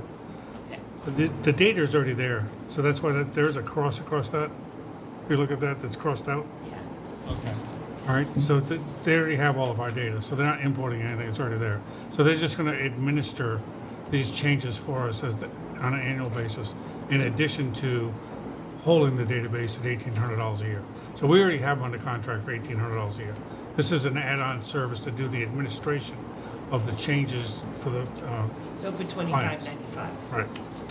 And where are we getting the money? We have it under on-site wastewater at DPW. Yep. So, Okay. It's already there. so we have, I think, budgeted 20,000? I thought it was something like 14, 20,000. Yeah, we have I think it's 20. So, because don't we were have to considering transfer hiring anything somebody, or no, do there's, you don't have to do any anything. transfer at all. So So- all you're asking us is to approve the contract. So, and then when we get a clean set of data to find out what's actually happening in the Then we system, can- then we will send out cards to people as to, you're not complying, you haven't done anything with your system in 5 years, 10 years. But right now, we don't have enough information that, for us to have a comfort level to send that data out. We want to see, and they're going to give us reports back from what's in that system. Okay, So I make a motion, we approve the on-site wastewater contract addendum for administrative and oversight with Carmody. Do you have a second? Second. Motion been made and second. Any further I discussion? just don't understand why I'm paying for other people's, something they should You be were taking anyway. care of. That's what wastewater. We've always been, we've been paying, Why are taxpayers paying for other people's problems? We- Well, we- I don't get it. because we Why- have a We already- responsibility. So before, we paid the wastewater, Tiverton wastewater to do this. They said it wasn't enough money, so they handed it back to us, because it was just a contract with them. That they didn't have a requirement. Their job is to put in sewers. That's what they see as their primary job, to put in sewers. So they handed the ISDS back to us. Chris and Mary Lou have been doing the best they can with bubble gum and fingers in the dike that are really dirty now. So this gives an opportunity. Thank you for that. So Donna, it's a state law requirement for any town, and every town is under this jurisdiction with DEM, that if you have ISDS systems in your community, you have to have some sort of database to show how it is that how they're being treated. And that you're trying to get rid of all your cesspools, you're trying to make sure that everybody's pumping properly, without it, DEM can fine us without doing anything. So we do have the data, we do have a database of everything that's new. The issue is trying to maintain it with current data to make sure that it stays active and fluent with current data. We're not paying to have their cesspools pumped. All right, so I have a Septic motion pumped. on the floor and a Just- second. Any further discussion? No, other than it's currently funded at All those- 20,400. All those in favor? I thought this agenda was gonna be quicker than this one. Town administrator discussion and possible vote to approve funding to re-advertise for fire chief. So I'm at that stage where we've gone through this process, we've advertised, we came up with some candidates. Personnel board did come up with a couple candidates for us to interview. Three. Actually, one of them really wasn't qualified because he had only done fire, no EMS at all. So it boiled down to the candidate that I brought before you to be interviewed and an internal candidate. And I'm going to use that analogy for you. When the town was looking for a town administrator, you all had an opportunity to, well, not all of you because you weren't all in the council then, but had an opportunity to look at my resume. I wasn't a town administrator. I had extensive years of management experience, personnel, budgets, operations, construction. Yeah, I had a high likelihood that I could actually, and plus my years of experience with the town, you had a high likelihood that I could actually perform. And granted, I was put on a very short leash to start with because it was only an interim position. We went out and actually advertised that position and really only found two candidates, one from Maine and one from Texas. And believe me, I'm not, if you find another one tomorrow, I probably say, go ahead. I think he just quit. But there's a different level of experience that I brought to the table that you had a comfort level with. Unfortunately, the fire department has not groomed their successor. So you got an individual who's coming in who's at best managed, maybe 7 people. And I don't want to get into his personal traits or anything like that because it's, I'm trying to, but I'm not ready to make that recommendation to go forward. I do think it would be appropriate for us to go out and seek to see if there are other candidates. Now, I do want to say something to our, for a charter. He recommends who he wants to be appointed. We don't really have the right to overrule that at all. Chris is coming to us saying he's not comfortable with the candidates that exist now and he wants to go back out there. And that's what's happening. But I do want to say something. We advertised last time, the salary rate was what, Joe? 75 to 85. 75 to 85. It's too low, guys. I was looking at other communities, and that's why we're not getting the amount of applicants we're getting. We Or have the qualifications in the applicants. So I want to increase that pay right now and put $90,000 to $100,000 and see what happens. Does that puts us more in the... No, it doesn't really, but at least it's bringing it up. And if we get a very qualified person and they want a little more, at least the 100 is there, and then we can go from there. You have to keep in mind, we do have money in the account right now because we haven't had a fire chief for a little bit. But I just think to be competitive, and I may bring this up as we go on and have to advertise for other positions or when other people come up for evaluation. I don't think we're competitive, and I think that's what the problem is.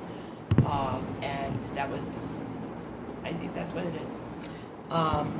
So I'm just asking that we increase it a little bit, yes. Excuse me. No, I think you're going to say. Yeah, so that's not on the agenda. Well, I talked to this at the agenda meeting, you said I could bring it up. Well, you can bring it up, but let the administrator advertise the salary. But I don't want him to advertise it for that because... No, he let him have a range without taking, he got the incense. There's money in the budget. So I am suggesting it's 90 to 100. Right. Suppose the council just says no. We'll get to that when they bring him back. We don't want to vote on that. Okay. But you told me I could bring this up. You can bring it up, but I don't want you to vote on it. So I'm not going to vote on it. Oh, okay. No, all right. I'm not voting on it. I'm voting with what it says. Okay, that's what I'm saying. I was afraid you were voting on it. No, I'm just asking you guys. I think that is what... So as part of the advertising, you're going to give him the authority to set the salary in a Yes. range that you feel comfortable with. Okay. Right. I thought we discussed this. You did, but I thought you were going to vote. No. I jumped the gun. But he's going to do Is it appropriate? to Yeah, say- I think we're all having heat exhaustion. Is it appropriate to say what the salary is now? Yeah, it's public. Yeah, it's All public right, so knowledge. right now, chief salary with including the EMA stipend is $88,000. Right. Back in 2019 to 20, when they didn't include the EMA stipend, it was 88. So it hasn't moved. Yeah, so I was like Chris to use his discretion, and I just think the salary should be negotiable, is really what I'm saying. Any further comment on this item? So I need a vote to approve funding to be advertised for the fire chief. Also, I have a motion. What level? They have to say? No. Oh. That's what we were just No, discussing. No, okay, so we're just, Discussion and possible vote to approve funding to be advertised for fire chief. That's it. so moved. Okay, so moved. Donna seconded. Donna seconded. Any further discussion? All those in favor? Unanimous. All right. Close executive session. I'd like to entertain a motion to go into close executive session. Town administrator. I just want to pause for a minute. I did not forget anything, right? We were bouncing around so much. I just want to make sure. Okay. One checks and checks. Close executive session, Town Administrator 4246581, personnel, job performance, annual evaluation for Executive Assistant Mary Lou Sullivan. Notice given. B, Town Administrator 4658, personnel, job performance, annual evaluation for tax collector Tony Lynn valid notice given, draft motion. So moved. Second. Motion made second. Donna? Roll call. This is a roll call. Oh, yes. Deb? Yes. Yeah. Jay? Yes. Yes. Yes. Mary Lou and Tony Lynn, Okay. you awake?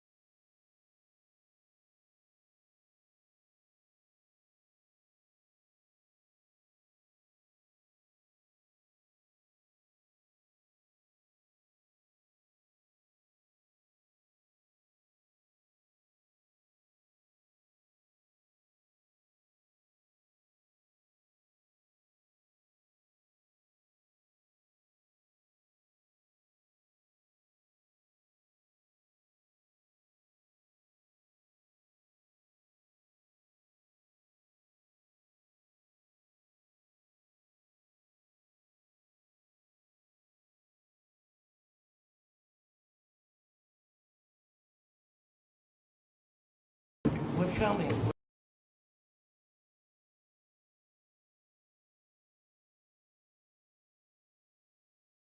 I'd like to entertain a motion to seal the minutes. So moved. Can I have a Second. Motion been made in second. All those in favor? Okay. We're now back in open session. 9F, Town Administrator, discussion and possible vote to approve contract. Mike said no. Discussion, possible vote to approve contract change for Executive Assistant Mary Lou Sullivan with retroactive salary adjustments of 2.5% from 721 to 722, and current salary increase of 2.5% from 722 to 723. Do I have a motion? Move approval? Motion is second. Any further discussion? All those in favor? Welcome. Town Administrator, discussion, possible vote to approve contract change for tax collector Tony Lynn McGowan and retroactive salary adjustment back to 7/1/2022. So moved. Second. Motion been made in second. Any further discussion? All those in favor? I'd like to entertain a motion to adjourn. So moved. Second. Thank you. Motion been made to adjourn. All those in favor?